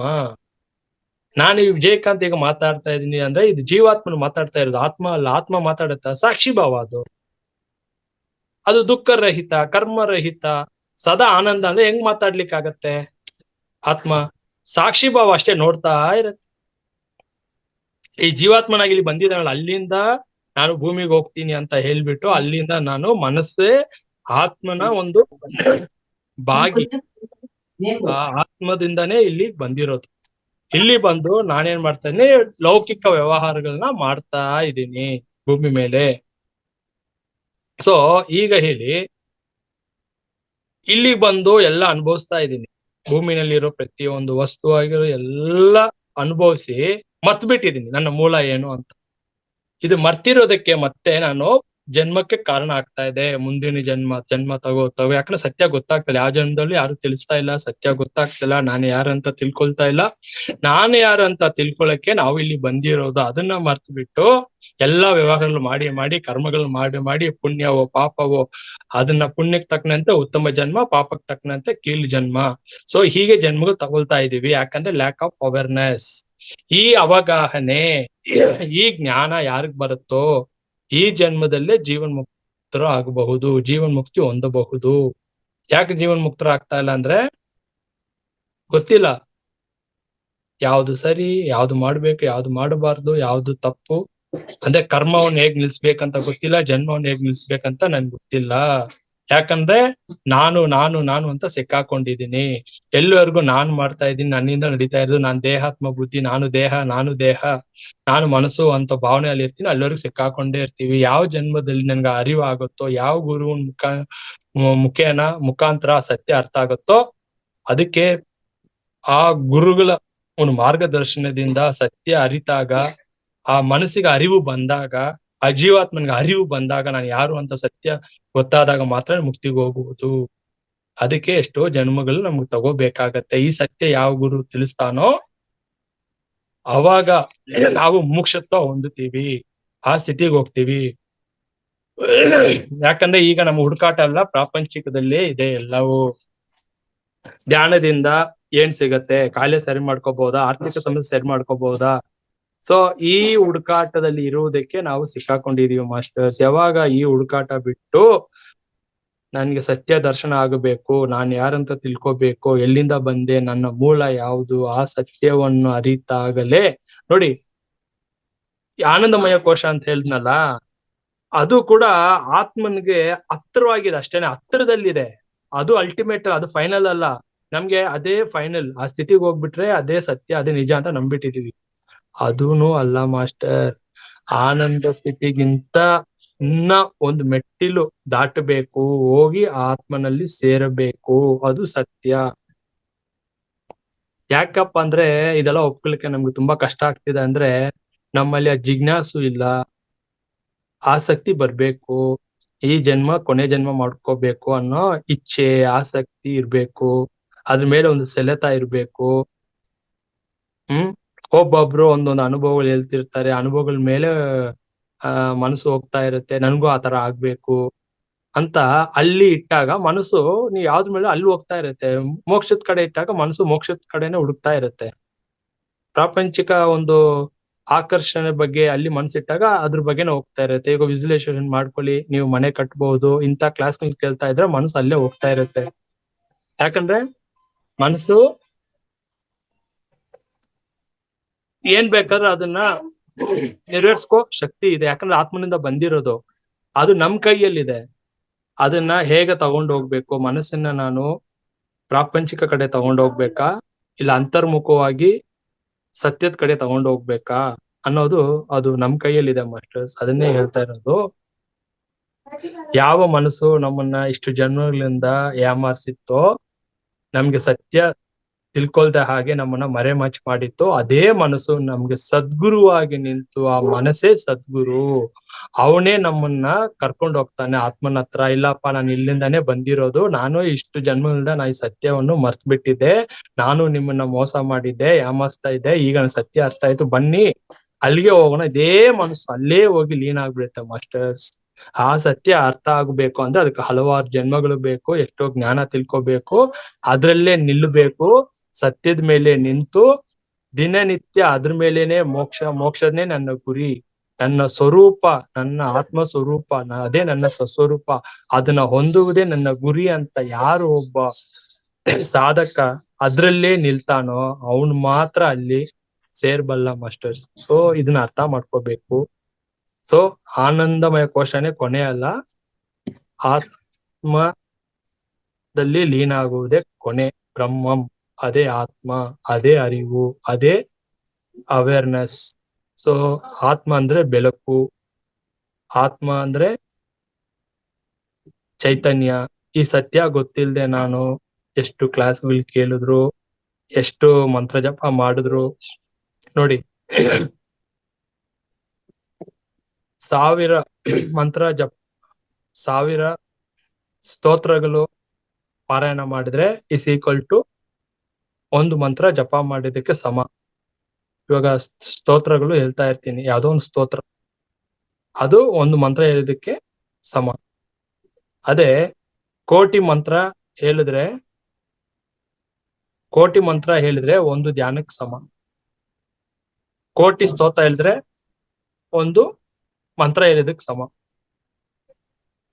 ಸೊ ಈಗ ಯಾವ್ದು ನಾವು ಆಯ್ಕೆ ಮಾಡ್ಕೋಬೇಕಂದ್ರೆ ನಮ್ ಕೈಯಲ್ಲಿದೆ. ಬರೀ ಸ್ತೋತ್ರಗಳು ಹೇಳ್ಕೊಂಡು ಹೋಗ್ತೀನಾ, ಇಲ್ಲ ಬರೀ ಮಂತ್ರ ಜಪ ಮಾಡ್ಕೊಂಡಿರ್ತೀನ, ಇಲ್ಲ ಧ್ಯಾನ ಮಾಡ್ಕೊಂಡು ಹೋಗ್ತೀನ, ಅದು ನಮ್ಗ್ ಬಿಟ್ಟಿರೋದು ಮಾಸ್ಟರ್ಸ್. ಸೊ ಇಷ್ಟು ಹೇಳ್ತಾ ಇವತ್ತು ವಿಷಯ 7 ಲೋಕಗಳ ಬಗ್ಗೆ ಮಾತಾಡೋಣ. ಯಾಕೆ ಇದಂದ್ರೆ ಇದೆಲ್ಲ ಅದಕ್ಕೂ ಕನೆಕ್ಟ್ ಆಗಿರೋದ್ರಿಂದ, ಅದಕ್ಕೆ ಸಂಬಂಧಪಟ್ಟಿರೋದ್ರಿಂದ ಈ ವಿಷಯಗಳ ಹೇಳ್ಬೇಕಾಗಿ ಬಂತು. ನೋಡಿ, ಈಗ 7 ಲೋಕಗಳು ಅಂತ ನಾವು ಕೇಳಿರ್ತೀವಲ್ಲ, ಭೂಲೋಕ, ಭೂರ್ಲೋಕ, ಸುವರ್ಲೋಕ, ಜನಲೋಕ, ಮಹಾಲೋಕ, ತಪೋಲೋಕ. ಏನಿದು ಲೋಕಗಳಂದ್ರೆ, ಈಗ ಒಬ್ಬ ವ್ಯಕ್ತಿ ದೇಹ ಬಿಟ್ಟಾಗ ಆಚೆ ಹೋಗುವುದು ಯಾವ್ದು ಆಚೆ ಹೋಗುತ್ತೆ ಹೇಳಿ ನೋಡೋಣ. ಆತ್ಮ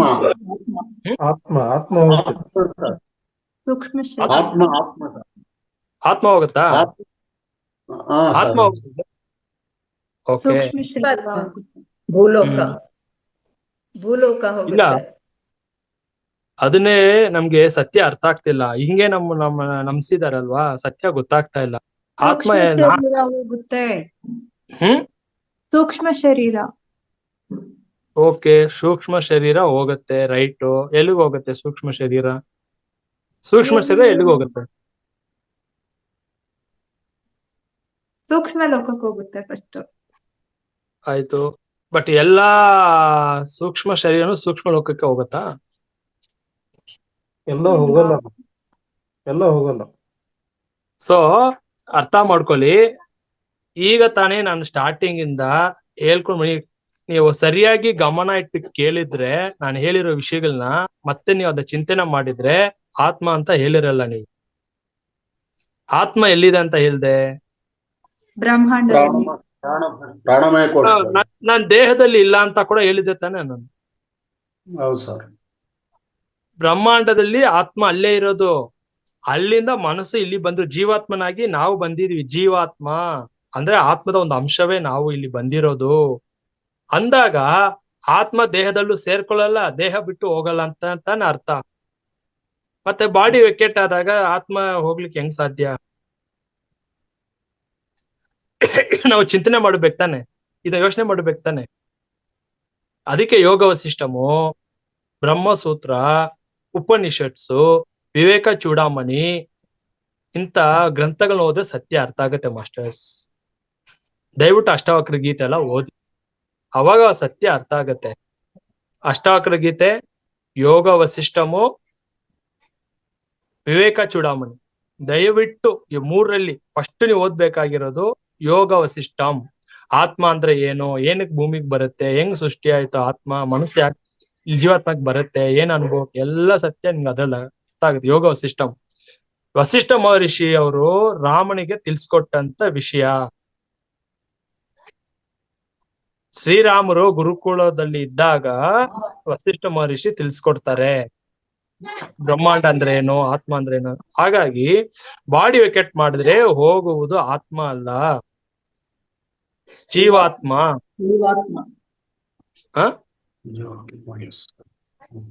ಜೀವಾತ್ಮ. ನಾನ್ ಬಂದಿರೋದು ಜೀವಾತ್ಮನಾಗಿ, ಆತ್ಮನಾಗಲ್ಲ. ಅಂದ್ರೆ ಈಗ ಮತ್ತೆ ಜೀವಾತ್ಮ ಅಂದ್ರೆ ಏನಂತ ನೀವು ಕೇಳ್ಬೇಕು ತಾನೆ. ಜೀವಾತ್ಮ ಅಂದ್ರೆ ಏನ್ ಕೇಳ್ಬೇಕು ತಾನೆ. ಜೀವಾತ್ಮನಲ್ಲಿ ಏನೆಲ್ಲ ಕೂಡಿದೆ ಅಂತ ಕೇಳ್ಬೇಕು ತಾನೆ. ಜೀವಾತ್ಮ ಅಂದ್ರೆ 24 ತತ್ವಗಳು, 5 ಕರ್ಮೇಂದ್ರಿಯಗಳು, 5 ಜ್ಞಾನೇಂದ್ರಿಯಗಳು, 5 ಪಂಚಭೂತಗಳು, 5 ಮಹಾಪ್ರಾಣ ವಾಯು, ಪ್ರಾಣ, ಅಪಾನ, ಸಮಾನ, ಉದಾನ, ವ್ಯಾನ, ಮಹಾಪ್ರಾಣವಾಯು. ಈಗ ಎಷ್ಟಾಯ್ತು? 20 ತತ್ವಗಳಾಯ್ತಾ? 5ನೇದು ಯಾವುದು? 4 ಅಂತಃಕರಣಗಳು, ಚಿತ್ತ, ಬುದ್ಧಿ, ಮನಸ್ಸು, ಅಹಂಕಾರ. 24 ತತ್ವಗಳು. ಇದನ್ನೇ ತನ್ಮಾತ್ರೆಗಳು ಅಂತ ಶಾಸ್ತ್ರ ಹೇಳ್ತಾ ಇದೆ. ಇಲ್ಲಿ ವಿಜಯಕಾಂತ್ ಇಲ್ಲಿ ಕ್ಲಾಸ್ ಕೊಡ್ತಾ ಇದ್ದಾನೆ ಅಂದ್ರೆ, ಮಾತಾಡ್ತಾ ಇದ್ದಾನೆ ಅಂದ್ರೆ ಜೀವಾತ್ಮನಾಗ್ ಬಂದಿದ್ದಾನೆ. ಇದೆಲ್ಲ ನನಗಿದೆ ತಾನೆ. ಇಲ್ಲ ನಿಮ್ಗೆ ಯಾರಿಗಾದ್ರೂ ಒಂದು ಕಡಿಮೆ ಇದೆಯಾ? ಇಲ್ಲ ನನಗ್ ಮಾತ್ರ ಇದೆಯಾ ಇದು?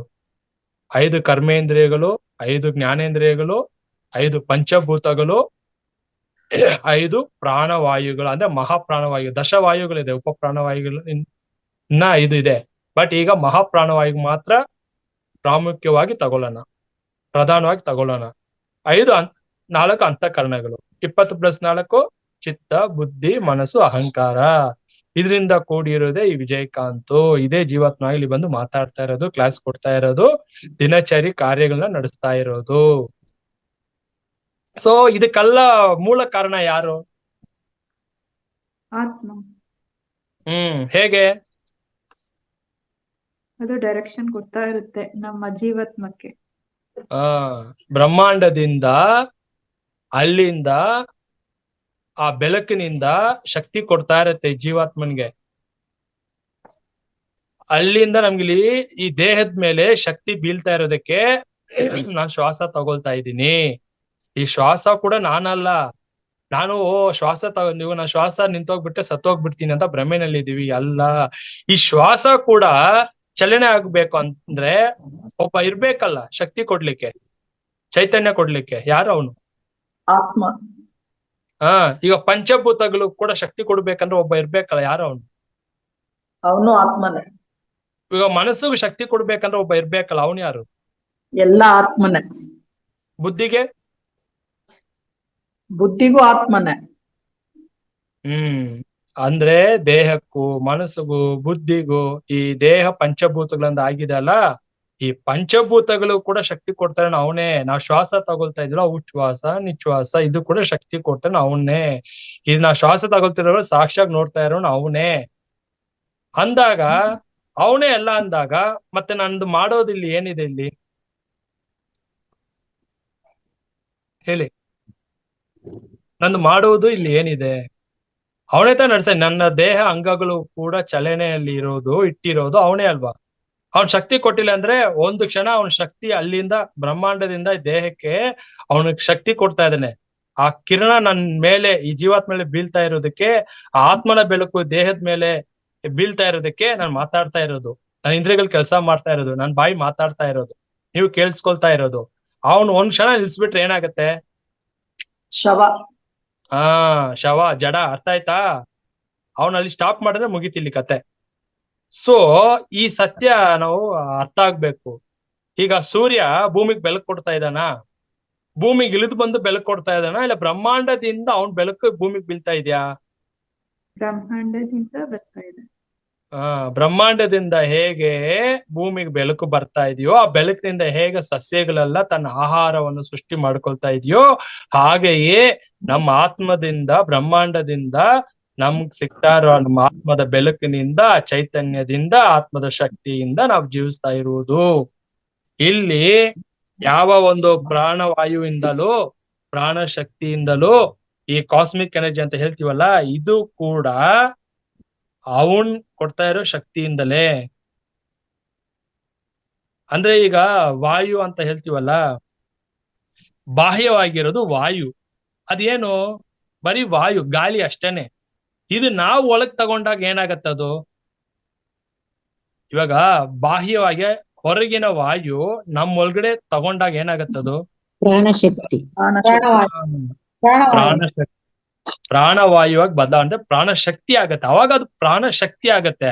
ಅಂದ್ರೆ ಹೊರಗಿನ ಗಾಳಿ ವಾಯು ಏನು? ಅದು ಜಡ ತಾನೆ, ಪ್ರಾಣರಹಿತ ತಾನೆ. ಅದು ನಮ್ಮ ಒಳಗಡೆ ಹೋದಾಗ ಮಾತ್ರ ಪ್ರಾಣಧಾರಕ. ಅದು ಆಚೆ ಇದ್ದಾಗ ಪ್ರಾಣರಹಿತ, ಅದು ಜಡ. ಅದು ನಾವೇನ್ ಮಾಡ್ಕೊಂಡ್ಬಿಟ್ಟಿದ್ವಿ, ಆಕ್ಸಿಜನ್, ಆಮ್ಲಜನಕದಿಂದ ಶ್ವಾಸ, ಇವಾಗ ಆಮ್ಲಜನಕದಿಂದ ನಾವು ಸತ್ತೋಗ್ತೀವಿ, ಉಸಿರಾಟ ನಿಂತೋಗ್ಬಿಡುತ್ತೆ ಅಂತ ಭ್ರಮೆನಲ್ಲಿ ಇದೀವಿ. ಸತ್ಯ ನಮ್ಗೆ ಅರ್ಥ ಆಗ್ತಾ ಇಲ್ಲ. ಯಾಕಂದ್ರೆ ಸೈನ್ಸ್ ಹಂಗ ನಮ್ ನಂಬಿಸಿದೆ. ಆಕ್ಸಿಜನ್ ಆಚೆ ಇರೋ ಗಾಳಿನಿಂದನೇ ನಾವು ಉಸಿರಾಡ್ತಾ ಇದೀವಿ ಅಂತ ನಮ್ ನಂಬಿಸಿದೆ. ಅರ್ಥ ಮಾಡ್ಕೋಬೇಕು. ನಮ್ಮೊಳಗಡೆ ಹೋದಾಗ ಆ ಪ್ರಾಣವಾಯು ಶಕ್ತಿ ಹೊಂದಿ, ಅದಕ್ಕೆ ಅವಾಗ ನಾವೇನ್ ಮಾಡ್ತೀವಿ, ಪ್ರಾಣಶಕ್ತಿ ಎಂಬುದು, ಆ ವಿಶ್ವ ಪ್ರಾಣಶಕ್ತಿ ಅಂತ ಏನ್ ಹೇಳ್ತೀವಲ್ಲ, ವಿಶ್ವಶಕ್ತಿ, ಅದು ಸದಾ ಎಲ್ಲಾ ಕಡೆನೂ ಹರಡಿದೆ. ಅದು ಇಲ್ದೇ ಇರೋ ಜಾಗನೇ ಇಲ್ಲ. ಬ್ರಹ್ಮಾಂಡದ ಎಲ್ಲಾ ಕಡೆ ವ್ಯಾಪಿಸಿದೆ. ನನ್ನಲ್ಲೂ ಇದೆ, ಇರುವೆನಲ್ಲೂ ಇದೆ, ಪ್ರತಿಯೊಂದು ಪ್ರಾಣಿ ಪಕ್ಷಿಗಳಲ್ಲೂ ಇದೆ ಅಲ್ಲ. ಅದಿಲ್ದೇ ಇರೋ ಜಾಗನೇ ಇಲ್ಲ. ಬಟ್ ನಾವು ಏನ್ ಅನ್ಕೊಂಡಿದ್ವಿ, ಧ್ಯಾನ ಮಾಡಿದ್ರೆ ಮಾತ್ರನೇ ಆ ವಿಶ್ವ ಪ್ರಾಣಶಕ್ತಿ, ಕಾಸ್ಮಿಕ್ ಎನರ್ಜಿ ನಂಗೆ ಸಿಗೋದಂತ ನಂಬ್ಬಿಡ್ತೀವಿ. ಅಲ್ಲ. ಏನಾಗತ್ತೆ, ಧ್ಯಾನ ಮಾಡಿದಾಗ ಆ ವಿಶ್ವ ಪ್ರಾಣಶಕ್ತಿ ನಾವು ಆ ಅನುಭವಕ್ಕೆ ಬರುತ್ತೆ, ನಮ್ಮ ಅನುಭವಕ್ಕೆ ಬರುತ್ತೆ. ಯಾಕಂದ್ರೆ ಮನಸ್ಸು ನಲ್ಲಿರೋ ಆಲೋಚನೆ ಕಡಿಮೆ ಆದಾಗ ಏನಾಗತ್ತೆ, ಮನಸ್ಸಿನಲ್ಲಿ ಆಲೋಚನೆ ಖಾಲಿ ಆದಾಗ, ಕಡಿಮೆ ಆದಾಗ ನನ್ನ ಸ್ವರೂಪ ಏನಂತ ಅರ್ಥ ಆಗತ್ತೆ. ಸತ್ಯ, ನನ್ನ ಸ್ವರೂಪ ಏನು ಅಂತ. ನನ್ನ ಸ್ವರೂಪ ಏನಂತ ಅರ್ಥ ಆದಾಗ ನನ್ನೊಳಗಡೆ ಶೇಖರಣೆ ಆಗಿರುತ್ತಲ್ಲ ಆ ಪ್ರಾಣ ಶಕ್ತಿ, ಅದು ಅನುಭೂತಿ ಆಗತ್ತೆ, ಅದು ಅನುಭವಕ್ಕೆ ಬರುತ್ತೆ. ಅವಾಗ ಏನಾಗತ್ತೆ, ನಮ್ಗೆ ಅಪಾರವಾದ ಶಕ್ತಿಯನ್ನು ನಾವು ಅನುಭವಿಸ್ತೀವಿ. ಅದೇ ವಿಶ್ವ ಪ್ರಾಣ ಶಕ್ತಿ. ಅದು ಅಪಾರವಾದ ಶಕ್ತಿ ನಾವು ಯಾವಾಗ ಅನುಭವಿಸ್ತೀವೋ ಯಾವ ರೋಗಕ್ಕೂ ಒಳಗಾಗುವುದಿಲ್ಲ. ವಿಶ್ವ ಪ್ರಾಣ ಶಕ್ತಿ ಅನುಭವಿಸಿದಾಗ ಯಾವಾಗ್ಲೂ ಸದಾ ಆನಂದದಲ್ಲಿರ್ತೀವಿ, ಶಕ್ತಿಯುತವಾಗಿರ್ತೀವಿ. ಯಾವ ಕಾಯಿಲೆ ರೋಗಗಳಿಗೂ ನಾವು ಒಳಗಾಗುವುದಿಲ್ಲ. ಮಾಸ್ಟರ್ಸ್ ಇದು ಅರ್ಥ ಮಾಡ್ಕೋಬೇಕು. ಸೊ ಈಗ 7 ಲೋಕಗಳಂದ್ರೆ ನಾವು ಯಾವ ಲೋಕಕ್ಕೆ ಹೋಗ್ಬೇಕು ಅಂದ್ರೆ ಅದು ನಮ್ ಕೈಯಲ್ಲಿದೆ. ಸಾಧನೆ ಮಾಡ್ತಾ ನಾನು ಯಾವ ಒಂದು ನೋಡಿ, ಈಗ ಒಂದು ಮೂಲಾಧಾರ, ಸ್ವಾಧಿಷ್ಠಾನ, ಮಣಿಪೂರಕ, ಅನಾಹತ, ವಿಶುದ್ಧಿ, ಆಜ್ಞಾ, ಸಹಸ್ರ ಅಂತ ಮಾತಾಡ್ತೀವಲ್ಲ, ಈ 7 ಚಕ್ರಗಳಲ್ಲಿ ನಾನು ಎಲ್ಲಿವರೆಗೂ ಕ್ವಾಲಿಫೈ ಆಗಿದ್ದೀನಿ, ಎಲ್ಲಿವರೆಗೂ ನಾನು ಎಲಿಜಿಬಲ್ ಆಗಿದ್ದೀನಿ ಅಂತ ನಾವು ಚೆಕ್ ಮಾಡ್ಕೋಬೇಕು. ಯಾಕಂದ್ರೆ ಒಂದೊಂದು ಚಕ್ರಗಳು ಒಂದೊಂದು ಲೋಕಕ್ಕೆ ಸಂಬಂಧಪಟ್ಟಿದ್ದು. ಮೂಲಾಧಾರ ಅಂದ್ರೆ ಭೂಲೋಕ, ಸ್ವಾಧಿಷ್ಠಾನ ಅಂದ್ರೆ ಭೂವರ್ಲೋಕ, ಮಣಿಪೂರಕ ಅಂದ್ರೆ ಸುವರ್ಲೋಕ, ಅನಾಹತ ಅಂದ್ರೆ ಜನಲೋಕ, ವಿಶುದ್ಧಿ ಅಂದ್ರೆ ಮಹಾಲೋಕ, ಆಗ್ನೇಯ ಚಕ್ರ ಅಂದ್ರೆ ತಪೋಲೋಕ, ಸಹಸ್ರಾರ ಅಂದ್ರೆ ಸತ್ಯಲೋಕ. ಸಹಸ್ರಾರ ಸ್ಥಿತಿ ಎಕ್ಸ್ಕ್ಯೂಸ್ ಮಿ ಮಾಸ್ಟರ್, ತನ್ನಿ ಕೊಡು. ಸಹಸ್ರಾರ ಸ್ಥಿತಿಗೆ ಹೋಗೋದೇ ನಮ್ಗೆ ದೊಡ್ಡ ಸವಾಲಾಗಿರುತ್ತೆ ಮಾಸ್ಟರ್ಸ್. ಸರ್ ಇನ್ನೊಂದ್ಸರಿ 7 ಲೋಕದ್ ಹೇಳಿ ಸರ್. ಇನ್ನೊಂದ್ಸರಿ 7 ಲೋಕದ್ದು ಒಂದ್ಸರಿ ಇನ್ನೊಂದ್ಸರಿ. ಭೂಲೋಕ, ಭೂಲೋಕ, ಸುವರ್ಲೋಕ, ಸುವರ್ಲೋಕ, ಸುವರ್ಲೋಕ, ಜನಲೋಕ, ಮಹಾಲೋಕ, ತಪೋಲೋಕ, ಸತ್ಯಲೋಕ. Thank you sir. ಸೊ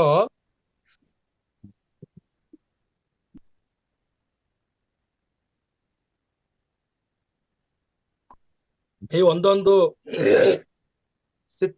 ಹಂತ ಅಂತ ಇರುತ್ತೆ. ಚಕ್ರಗಳು ಅಂತ ಹೇಳ್ತೀವಲ್ಲ, ಒಂದೊಂದು ಚಕ್ರನು ಒಂದೊಂದು ಲೋಕಕ್ಕೆ ಕನೆಕ್ಟ್ ಆಗಿರುತ್ತೆ. ನಾವೇನ್ ಮಾಡ್ತೀವಂದ್ರೆ ಈ ಬಾಡಿ ದೇಹ ತ್ಯಜಿಸಿದಾಗ ನಾವೇನ್ ನಂಬಿಟ್ಟಿದ್ವಿ, ಸ್ವರ್ಗ ಲೋಕಕ್ಕೆ ಹೋಗ್ತೀವಿ, ಒಂದ್ ನರಕಕ್ಕೆ ಹೋಗ್ತೀವಿ, ಅಷ್ಟೇ ಗೊತ್ತಿರೋದು. ಸ್ವರ್ಗ ನರ್ಕ ಹಂಗೆ ನಂಬಿಸಿದ್ದಾರೆ. ಅಂದ್ರೆ ಪೂರ್ವಜರು ಎಲ್ರು ನಮ್ನ ಹಂಗೆ ಹೇಳಿದ್ದಾರೆ. ಪುಣ್ಯ ಮಾಡಿದ್ರೆ ಸ್ವರ್ಗಕ್ಕೆ ಹೋಗ್ತೀಯಾ, ಪಾಪ ಮಾಡಿದ್ರೆ ನರಕಕ್ಕೆ ಹೋಗ್ತೀಯಾ. ಈಗ ಮಹಾಭಾರತ ತಗೊಳ್ಳಿ, ಕರ್ಣ ಸ್ವರ್ಗಕ್ಕೆ ಹೋದ ಅಂತ ಹೇಳ್ತಾರೆ, ಕರೆಕ್ಟಾ? ಅಭಿಮನ್ಯು ಸೂಕ್ಷ್ಮ ಲೋಕಕ್ಕೆ ಹೋದ ಅಂತ ಹೇಳ್ತಾರೆ. ಅಲ್ಲಿ ನಮ್ಗೆ ಅರ್ಥ ಆಗ್ಲಿಲ್ಲ. ಕರ್ಣ ಬಂದು ಅಷ್ಟು ದಾನ ಮಾಡಿದ್ರು ಕೂಡ ಫಸ್ಟ್ ಅವ್ನು ಸ್ವರ್ಗ ಲೋಕಕ್ಕೆ ಹೋಗ್ಲಿಲ್ಲ, ಆಮೇಲೆ ಹೋದ ಅವನು. ಯಾಕಪ್ಪ ಅಂದ್ರೆ ಅವನು ಎಲ್ಲಾ ದಾನ ಮಾಡ್ದ, ಅನ್ನದಾನ ಮಾಡ್ಲಿಲ್ಲ. ಅನ್ನದಾನ ಮಾಡದೇ ಇರೋದಕ್ಕೆ ಅವನು ಸ್ವರ್ಗಕ್ಕೆ ಹೋದ್ರು ಕೂಡ ಅವ್ನಿಗೆ ಹಸಿವಾಗ್ತಾ ಇತ್ತು. ಸ್ವರ್ಗಕ್ಕೆ ಹೋದ್ರೆ ಹಸಿವಾಗ್ಬಾರ್ದಲ್ಲ ನಮ್ಗೆ? ಯಾಕೆ ಹಸಿವಾಗ್ಬೇಕು? ಯಾಕೆ ಅವ್ನ್ ಅಲ್ಲಿ ಏನ್ ಮಾಡ್ಬೇಕಾಗಿತ್ತು ಅಲ್ಲಿ ಮಾಡ್ಲಿಲ್ಲ ಅವನು ದಾನ. ಬಟ್ ಅಲ್ಲಿ ಯಾರೋ ಒಬ್ರು ಬಂದು ಇಲ್ಲಿ ಅನ್ನದಾನ ಯಾರು ಮಾಡ್ತಾರೆ, ಇಲ್ಲಿ ಅನ್ನದಾನ ಛತ್ರ ಎಲ್ಲಿದೆ ಅಂತ ಕೇಳಿದಾಗ ಅಲ್ಲಿ ಬೆರಳು ತೋರ್ಸ್ತಾನೆ, ಈ ಕಡೆ ಹೋಗಿ ಅಲ್ಲಿ ಅನ್ನದಾನ ನಡೀತಾ ಇದೆ ಅಂತ ಅಲ್ಲಿ ಬೆರಳು ತೋರ್ಸಿದ್ದಕ್ಕೆ ಆ ಬೆರಳನ್ನ ಬಾಯಲ್ಲಿ ಇಡುವ ಅಂತ ಹೇಳ್ತಾರೆ. ಅಲ್ಲಿ ಬಾಯಲ್ಲಿ ಇಟ್ಟಾಗ ಅವ್ನ ಹಸಿವು ನೀಗ್ಸತ್ತೆ. ಸೊ ಅದಕ್ಕೆ ಪ್ರಧಾನ, ದಾನದಲ್ಲಿ ಪ್ರಧಾನ ಅಂದ್ರೆ ಅನ್ನದಾನ. ಸೊ ಇಲ್ಲಿ ಇರೋದು ಬರೀ 2 ಲೋಕ ಅಲ್ಲ ಮಾಸ್ಟರ್ಸ್, 7 ಲೋಕಗಳಂದ್ರೆ ಈಗ ನಾವು ಭೂಲೋಕದಿಂದ ಬಾಡಿ ವೆಕೆಟ್ ಮಾಡಿದಾಗ, ಇವಾಗ ನಾನು ಸಾಧನೆ ಮಾಡಿಲ್ಲ ಅನ್ಕೊಳ್ಳಿ, ಜ್ಞಾನ ತಿಳ್ಕೊಂಡಿಲ್ಲ ಅನ್ಕೊಳ್ಳಿ, ಏನಾಗತ್ತಂದ್ರೆ ಇವಾಗ ನಾನು ಹೇಳ್ದಲ್ಲ ಬ್ರಹ್ಮಾಂಡದಲ್ಲಿರೋ ಆತ್ಮನಲ್ಲಿ ಹೋಗಿ ಸೇರ್ಬೇಕು ಅಂದ್ರೆ ಹೇಗ್ ಸಾಧ್ಯ? ಆತ್ಮಲೋಕಕ್ಕೆ ಕೂಡ ಹೋಗಲ್ಲ ನಾವು, ಆತ್ಮಲೋಕಕ್ಕೆ ಕೂಡ ಹೋಗಿ ಸೇರಲ್ಲ. ಎಲ್ಲಿ ಏನಾಗತ್ತಂದ್ರೆ ಇವಾಗ ಕೇಳಿರ್ತೀವಲ್ಲ, ಎಷ್ಟು ಆತ್ಮರು ಬಂದು ಇಲ್ಲಿ ಪ್ರೇತವಾಗಿ ಇಲ್ಲೇ ತಿರ್ಗಾಡ್ತಾ ಇರತ್ತಂದ್ರೆ ಈ ಭೂಮಿನಲ್ಲಿರೋ ಗುರುತ್ವಾಕರ್ಷಣ ಶಕ್ತಿ ಇರುತ್ತಲ್ಲ, ಗ್ರಾವಿಟೇಷನಲ್ ಫೋರ್ಸ್, ಅದನ್ನ ಈ ಜೀವಾತ್ಮನನ್ನು ಹೋಗದ ಹಾಗೆ ಎಳಿತಾ ಇರುತ್ತೆ, ಭೂಮಿಯಲ್ಲೇ ಹಿಡ್ದು ಇಟ್ಕೊಳ್ಳುತ್ತೆ. ಎಲ್ಲಿ ಹೋಗ್ತಾ ಇದೆಯಾ ನೀನ್? ಪಾಠನೇ ಕಲ್ತಿಲ್ಲ, ನೀನ್ ಯಾವ್ದಕ್ಕೂ ಕ್ವಾಲಿಫೈ ಆಗಿಲ್ಲ, ಎಲ್ಲಿಗೂ ನಿನ್ನ ಅರ್ಹತೆ ಹೊಂದಿಲ್ಲ, ಇಲ್ಲೇ ಇರು, ಮತ್ತೆ ದೇಹ ತಗೋ, ಸತ್ಯ ತಿಳ್ಕೊ, ನೀನ್ ಎಷ್ಟು ಜನ್ಮ ಬೇಕಾದ್ರೂ ತಗೋ, ಸತ್ಯ ಅರ್ಥ ಆಗೋವರೆಗೂ ನೀನ್ ಇಲ್ಲೇ ಸಿಕ್ಕಾಕೊಂಡು ಪಾಠ ಕಲಿತು. ಯಾಕಂದ್ರೆ ಭೂಮಿ ಅನ್ನೋದು ವಿಶ್ವವಿದ್ಯಾಲಯ, ಪಾಠಶಾಲೆ. ಇಲ್ಲಿ ಭೂಮಿ ತಾಯಿ ಅನ್ನೋದು ಹೆಡ್ ಮಾಸ್ಟರ್, ನಾವು ಇಲ್ಲಿ ಸ್ಟೂಡೆಂಟ್, ನಾವು ವಿದ್ಯಾರ್ಥಿಗಳು. ಈ ಭೂಮಿ ಅನ್ನೋ ವಿಶ್ವವಿದ್ಯಾಲಯದಲ್ಲಿ ಜೀವನ ಪಾಠವನ್ನು ಕಲಿತು ಈ ಎಕ್ಸಾಮ್ ಪರೀಕ್ಷೆ, ನಮ್ಗೆ ಏನೆಲ್ಲ ಪರೀಕ್ಷೆಯಲ್ಲಿ ಬರ್ತು ಇದನ್ನೆಲ್ಲ ನಾವು ಪಾಸ್ ಮಾಡ್ಬೇಕು. ಪಾಸ್ ಮಾಡಿದ್ರೇನೆ ಭೂಲೋಕದಿಂದ ನಮ್ಮ ಮುಕ್ತಿ. ಈ ಸತ್ಯ ಅರ್ಥ ಆಗಿಲ್ಲ ಅಂದ್ರೆ ಭೂಲೋಕದಲ್ಲೇ ತಿರ್ಗಾಡ್ತಾ ಇರ್ತೀವಿ, ಇಲ್ಲೇ ಸಿಕ್ಕಾಕೊಳ್ತಾರೆ. ಸ್ವರ್ಗ ಪ್ರಾಪ್ತಿನೂ ಇಲ್ಲ, ಉನ್ನತ ಲೋಕಾನೂ ಇಲ್ಲ, ಸೂಕ್ಷ್ಮ ಲೋಕಾನೂ ಇಲ್ಲ, ಆತ್ಮ ಲೋಕಾನೂ ಇಲ್ಲ. ಇಲ್ಲಿ ಪಾಸ್ ಮಾಡ್ಬೇಕು. Life is A lesson, life is A drama. ಈ ಜೀವನ ಎಂಬುದು ಒಂದು ನಾಟಕ ರಂಗ. ಅದು ನಮ್ಗೆ ಅರ್ಥನೇ ಆಗ್ತಾ ಇಲ್ಲ. ಸತ್ಯ ನಂಬಿಟ್ಟಿದೀವಿ, ನಮ್ ಮಕ್ಳು, ನಮ್ಮ ಸಂಸಾರ ಸತ್ಯ ಅಂತ ನಂಬಿಟ್ಟಿದೀವಿ, ಸಿಕ್ಕಾಕೊಂಡ್ಬಿಟ್ಟಿದ್ವಿ ಬಂಧನದಲ್ಲಿ. ಅದಕ್ಕೆ ನಾವು ಹೋಗಕ್ ಆಗ್ತಾ ಇಲ್ಲ. ಯಾಕಂದ್ರೆ ಅರ್ಥ ಮಾಡ್ಕೊಳ್ಳಿ, ಸತ್ಯ ಒಂದು ಆತ್ಮ ಅಂದ್ರೆ ಜೀವಾತ್ಮ ದೇಹ ಬಿಟ್ಟಾಗ ಯಾವ ಮನಸ್ಥಿತಿನಲ್ಲಿ ಇದೆಯೋ, ಯಾವ ಭಾವನೆಗಳಲ್ಲಿ ಇತ್ತೋ ಅದಕ್ಕೆ ತಕ್ಕನಂತೆ ಆ ಲೋಕಕ್ಕೆ ಹೋಗುತ್ತೆ. ಈಗ ನಾನು ಬೆಟ್ಟದಷ್ಟು ಮನಸ್ಸಲ್ಲಿ ಆಸೆ ತುಂಬಿಕೊಂಡು ನಿರ್ವೇದೆ, ಮನಸ್ಸಿಗೆ ತೃಪ್ತಿ ಇಲ್ಲದೆ, ಜೀವಾತ್ಮನ್ಗೆ ಆತ್ಮ ತೃಪ್ತಿ ಇಲ್ಲದೆ ದೇಹ ಬಿಟ್ಟಾಗ ಎಷ್ಟೋ ಕೋರಿಕೆಗಳಿರುತ್ತಲ್ಲ ಮನಸ್ಸಿನಲ್ಲಿ, ಆ ಕೋರಿಕೆಗಳನ್ನ ನೆರವೇರ್ಸಕ್ಕೆ ಇನ್ನೊಂದು ಜನ್ಮ ತಗೊಳ್ತಾನೆ ಇರುತ್ತೆ ಈ ಮನಸ್ಸು, ಈ ಜೀವಾತ್ಮ. ಆತ್ಮ ಅಷ್ಟು ಅವಕಾಶ ಕೊಡ್ತಾನೆ ಇರುತ್ತೆ, ಪ್ರಕೃತಿ ಕೊಡ್ತಾನೆ. ಎಷ್ಟು ಜನ್ಮ ಬೇಕಾದ್ರೆ ತಗೋ, ನಿನ್ ಆಸೆ ಯಾವಾಗ ಕೊನೆ ಆಗುತ್ತೋ, ಯಾವಾಗ ನೀನ್ ಬಂದಿರೋ ಉದ್ದೇಶ ನಿನ್ಗೆ ಸತ್ಯ ಗೊತ್ತಾಗತ್ತೋ, ಏನಕ್ ಬಂದಿರ ಮರ್ತ್ಬಿಟ್ಟಿದೀವಲ್ಲ, ಗೊತ್ತಿಲ್ವಲ್ಲ ನಾವೆಲ್ಲಿಂದ ಬಂದಿದೀವಿ, ನನ್ ಮೂಲ ಏನು,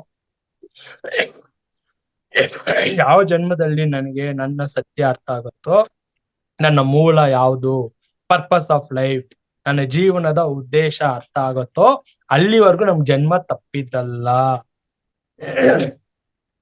ಅದಕ್ಕೆ ನಮ್ ಟೈಮ್ ಯಾವಾಗ ಬರುತ್ತೆ ಅಂತ ಹೇಳಕ್ ಆಗಲ್ಲ ಮಾಸ್ಟರ್ಸ್. ಎವ್ರಿ ಕ್ಲಾಕ್ ಟಿಕ್ ಆಗ್ತಾನೆ ಇರುತ್ತೆ, ನಮ್ಮ ಎಕ್ಸ್ಪೈರಿ ಡೇಟ್ ಯಾವಾಗ ಅಂತ ಗೊತ್ತಿಲ್ಲ. ಬಟ್ ಸಂಪೂರ್ಣವಾಗಿ ಎಲ್ಲವನ್ನು ಅನುಭವಿಸಿ ತೃಪ್ತರಾಗ್ಬಿಡಿ. ಸಂತೃಪ್ತಿ, ನನ್ಗೇನ್ ಇಚ್ಛೆ ಇಲ್ಲಪ್ಪ, ಎಲ್ಲ ಆಸೆಗಳು ನೆರವೇರಿದೆ, ತೃಪ್ತಿಯಾಗಿದ್ದೀನಿ, ಯಾವ ಟೈಮ್ ಬಂದ್ರು ಕೂಡ ನಾನು ದೇಹ ತ್ಯಜಿಸಕ್ಕೆ ಸಿದ್ಧನಾಗಿದ್ದೀನಿ ಅಂತ ಯಾರು ಆ ಸ್ಥಿತಿಯಲ್ಲಿ ಇರ್ತಾರೋ ಅವ್ರಿಗೆ ಇನ್ನೊಂದು ಜನ್ಮ ಇರಲ್ಲ. ಅದಕ್ಕೆ ಸಂತೃಪ್ತಿ, ಆತ್ಮತೃಪ್ತಿ. ಒಂದೇ ಒಂದು ಅಯ್ಯೋ ಇದು ಒಂದು ನಾನು ಮಾಡಿಲ್ಲ ಈ ಜನ್ಮದಲ್ಲಿ, ನಾನು ಈ ಸುಖ ಒಂದು ಅನುಭವಿಸಿಲ್ಲ, ಈ ಆಸೆ ನೆರವೇರಿಲ್ಲ ಅಂತ ಆ ಒಂದು ಆಲೋಚನೆ, ಆ ಒಂದು ಭಾವನೆ ಬಿಟ್ರೆ ಸಾಕು, ಆ ಒಂದು ಭಾವನೆನೆ ಇನ್ನೊಂದು ಜನ್ಮಕ್ಕೆ ಕಾರಣ ಆಗ್ಬಿಡತ್ತೆ.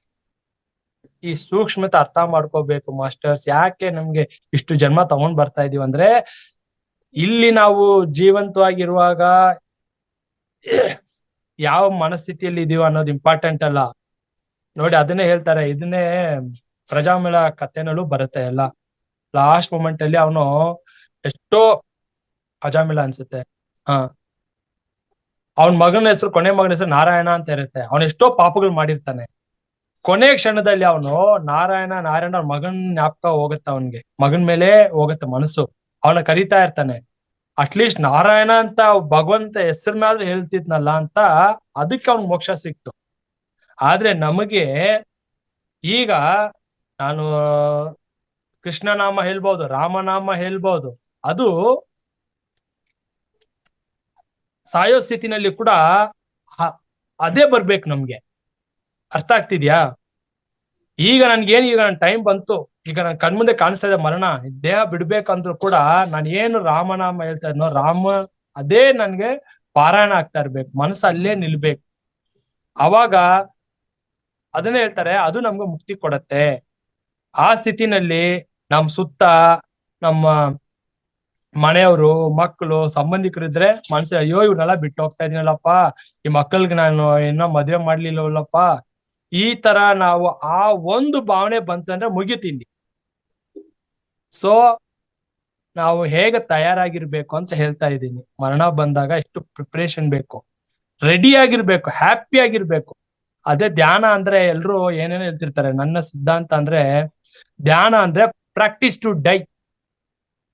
ಮರಣ ಬಂದಾಗ ಹೇಗೆ ಅದನ್ನ ನಾನು ಸ್ವೀಕರಿಸ್ಬೇಕು, ಖುಷಿಯಾಗಿ ದೇಹ ಬಿಡ್ಬೇಕಲ್ಲ, ಅದನ್ನ ಅಭ್ಯಾಸ ಮಾಡುವುದೇ ಧ್ಯಾನ. ಅಂದ್ರೆ ಆ ಧ್ಯಾನದ ಉತ್ತಂಗ ಅದೇನೆ.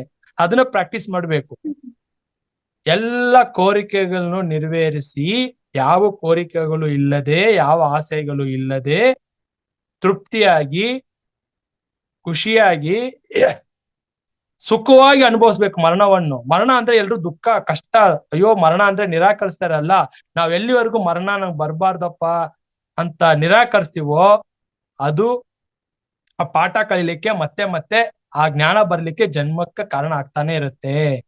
ಈ ಜನ್ಮದಲ್ಲೇ ಬರ್ಲಿ ಬಿಡು, ಸುಖವಾಗಿ ಹೋಗ್ತೀನಿ. ಎಲ್ಲಿ ಹೋಗ್ತೀನಿ? ಆತ್ಮಕ್ಕೆ ಸಾವಿದ್ಯಾ? ಇಲ್ಲ. ಜೀವಾತ್ಮ ಎಲ್ಲಿ ಹೋಗ್ತಾನೆ? ಉನ್ನತ ಲೋಕಕ್ಕೆ ಹೋಗ್ತಾನೆ. ಅಲ್ಲಿ ಕೂಡ ಉನ್ನತ ಆತ್ಮಲೋಕದಲ್ಲಿ ಇರ್ತಾರಲ್ಲ, ನಮ್ಮ ಅಜ್ಜಂದ್ರು ಇರ್ತಾರೆ, ನಮ್ಮ ತಾತಂದ್ರು ಇರ್ತಾರೆ, ನಮ್ಮ ಅಪ್ಪಂದ್ರು ಇರ್ತಾರೆ, ನಮ್ಮ ನಾವ್ ಯಾರ ಜೊತೆಲಿ ಭೂಮಿಯಲ್ಲಿ ಬೆರ್ತಿರೋ ಎಲ್ಲಾ ಫ್ರೆಂಡ್ಸ್ ಅಲ್ಲೇ ಇರ್ತಾರೆ, ನಮ್ಮನ್ನ ವೆಲ್ಕಮ್ ಮಾಡ್ತಾ ಇರ್ತಾರೆ. ಅಲ್ಲಿ ಕೂಡ ಸುಖವಾಗೇ ಇರ್ತೀವಿ. ಅಲ್ಲಿಗೆ ಹೋದ್ರು ಪರವಾಗಿಲ್ಲ, ಅಲ್ಲಿಗೆ ಹೋಗದೆ ಇಲ್ಲೇ ಸಿಕ್ಕಾಕೊಂಡ್ರೇನೆ ಕಷ್ಟ. ನಮ್ಮ ಪ್ರೇತಾತ್ಮವಾಗಿ ನಮ್ಮ ಮನೆಗೆ ಬಂದು ಅಯ್ಯೋ ಅವ್ರು ಅಲೋದು ನೋಡ್ಕೊಂಡು ಆಮೇಲೆ ಅವ್ರು ಮಾತಾಡೋದನ್ನ ನಾವು ಕೇಳಿಸ್ಕೊಂಡು ದುಃಖ ಪಡೋದಕ್ಕಿಂತ ಅಟ್ಲೀಸ್ಟ್ ಉನ್ನತ ಲೋಕಕ್ಕೆ ಹೋದ್ರೆ ಹಾಯಾಗಿ ಬಂದೆ, ನಾನು ಪಾತ್ರ ಮಾಡ್ದೆ, ಖುಷಿಯಾಗಿ ಹೋದೆ. I have done my role and responsibilities, I have done my duties. ನನ್ನ ಕರ್ತವ್ಯ ಮಾಡಿದೀನಿ, ನನ್ನ ಜವಾಬ್ದಾರಿ ಎಲ್ಲ ನೆರವೇರಿಸಿದೀನಿ, ಬಂದಿರೋ ಉದ್ದೇಶ ಮುಗೀತು ಅಂತ ಖುಷಿಯಾಗಿ ಉನ್ನತ ಲೋಕಕ್ಕೆ ಹೋದಾಗ ಮತ್ತೆ ಬರ್ಬೇಕು ಅವಶ್ಯಕತೆ ಇರಲ್ಲ ಮಾಸ್ಟರ್ಸ್. ಸೊ ಇದು ಅರ್ಥ ಮಾಡ್ಬೇಕು. ನಾವು ಜೀವಂತವಾಗಿ ಸತ್ಯ ತಿಳ್ಕೊಂಡ್ಬಿಡ್ಬೇಕು. ಯಾಕಂದ್ರೆ ಮರಣ ನಂತರ ಜೀವನ ಏನಂತ ಗೊತ್ತಿಲ್ಲ ನಮ್ಗೆ. ಇದೇ ಸತ್ಯ ಅನ್ಕೊಂಡ್ಬಿಡೇ ಬಿಡೋ, ಎಲ್ರು ಒಂದೊಂದ್ಸ ಹೋಗ್ಬೇಕು. ಆದ್ರೆ ಹೋದಾಗ ಇರೋ ನರಕ ಇದೆಯಲ್ಲ, ಅದು ಭೀಕರವಾಗಿರುತ್ತೆ. ಯಾಕಂದ್ರೆ ಯಾವ್ಯಾವ ಲೋಕ ಕ್ವಾಲಿಫೈ ಆಗ್ತೀವಿ ಅನ್ನೋದು ಈಗ ಸ್ವಲ್ಪ ತಿಳ್ಕೊಳ್ಳೋಣ. ಯಾವ್ಯಾವ ಲೋಕದಲ್ಲಿ ಹೋದ್ರೆ ಯಾವ ತರ ಜೀವನ ಇರುತ್ತೆ ಅಂತ. ಅದಕ್ಕೆ ನೀವು ಒಂದು ಬುಕ್ ಓದಿ ದಯವಿಟ್ಟು. ಲಾ of the spirit world English ಅಲ್ಲಿ ಇದೆ, ತೆಲುಗುನಲ್ಲೂ ಟ್ರಾನ್ಸ್ಲೇಷನ್ ಇದೆ. ಲಾ ಆಫ್ ದ ಸ್ಪಿರಿಟ್ ವರ್ಲ್ಡ್ ಅಂತ, ಕುರ್ಷದ್ ಭುವನಗಿರಿ ಅಂತ ಆಕೆ ಬರ್ದಿರೋದು. ಆಟೋ ರೈಟಿಂಗ್ ಮೆಸೇಜಸ್ ಅದಲ್ಲ. ಅಂದ್ರೆ ವಿಸ್ಪಿ ಅಂದ್ರೆ ಆತೋ ಅಂತ ಹೇಳಿ 1981 ಅವ್ರಿಗೆ ಇಬ್ರು ಟ್ವಿನ್ಸ್ ಮಕ್ಳು.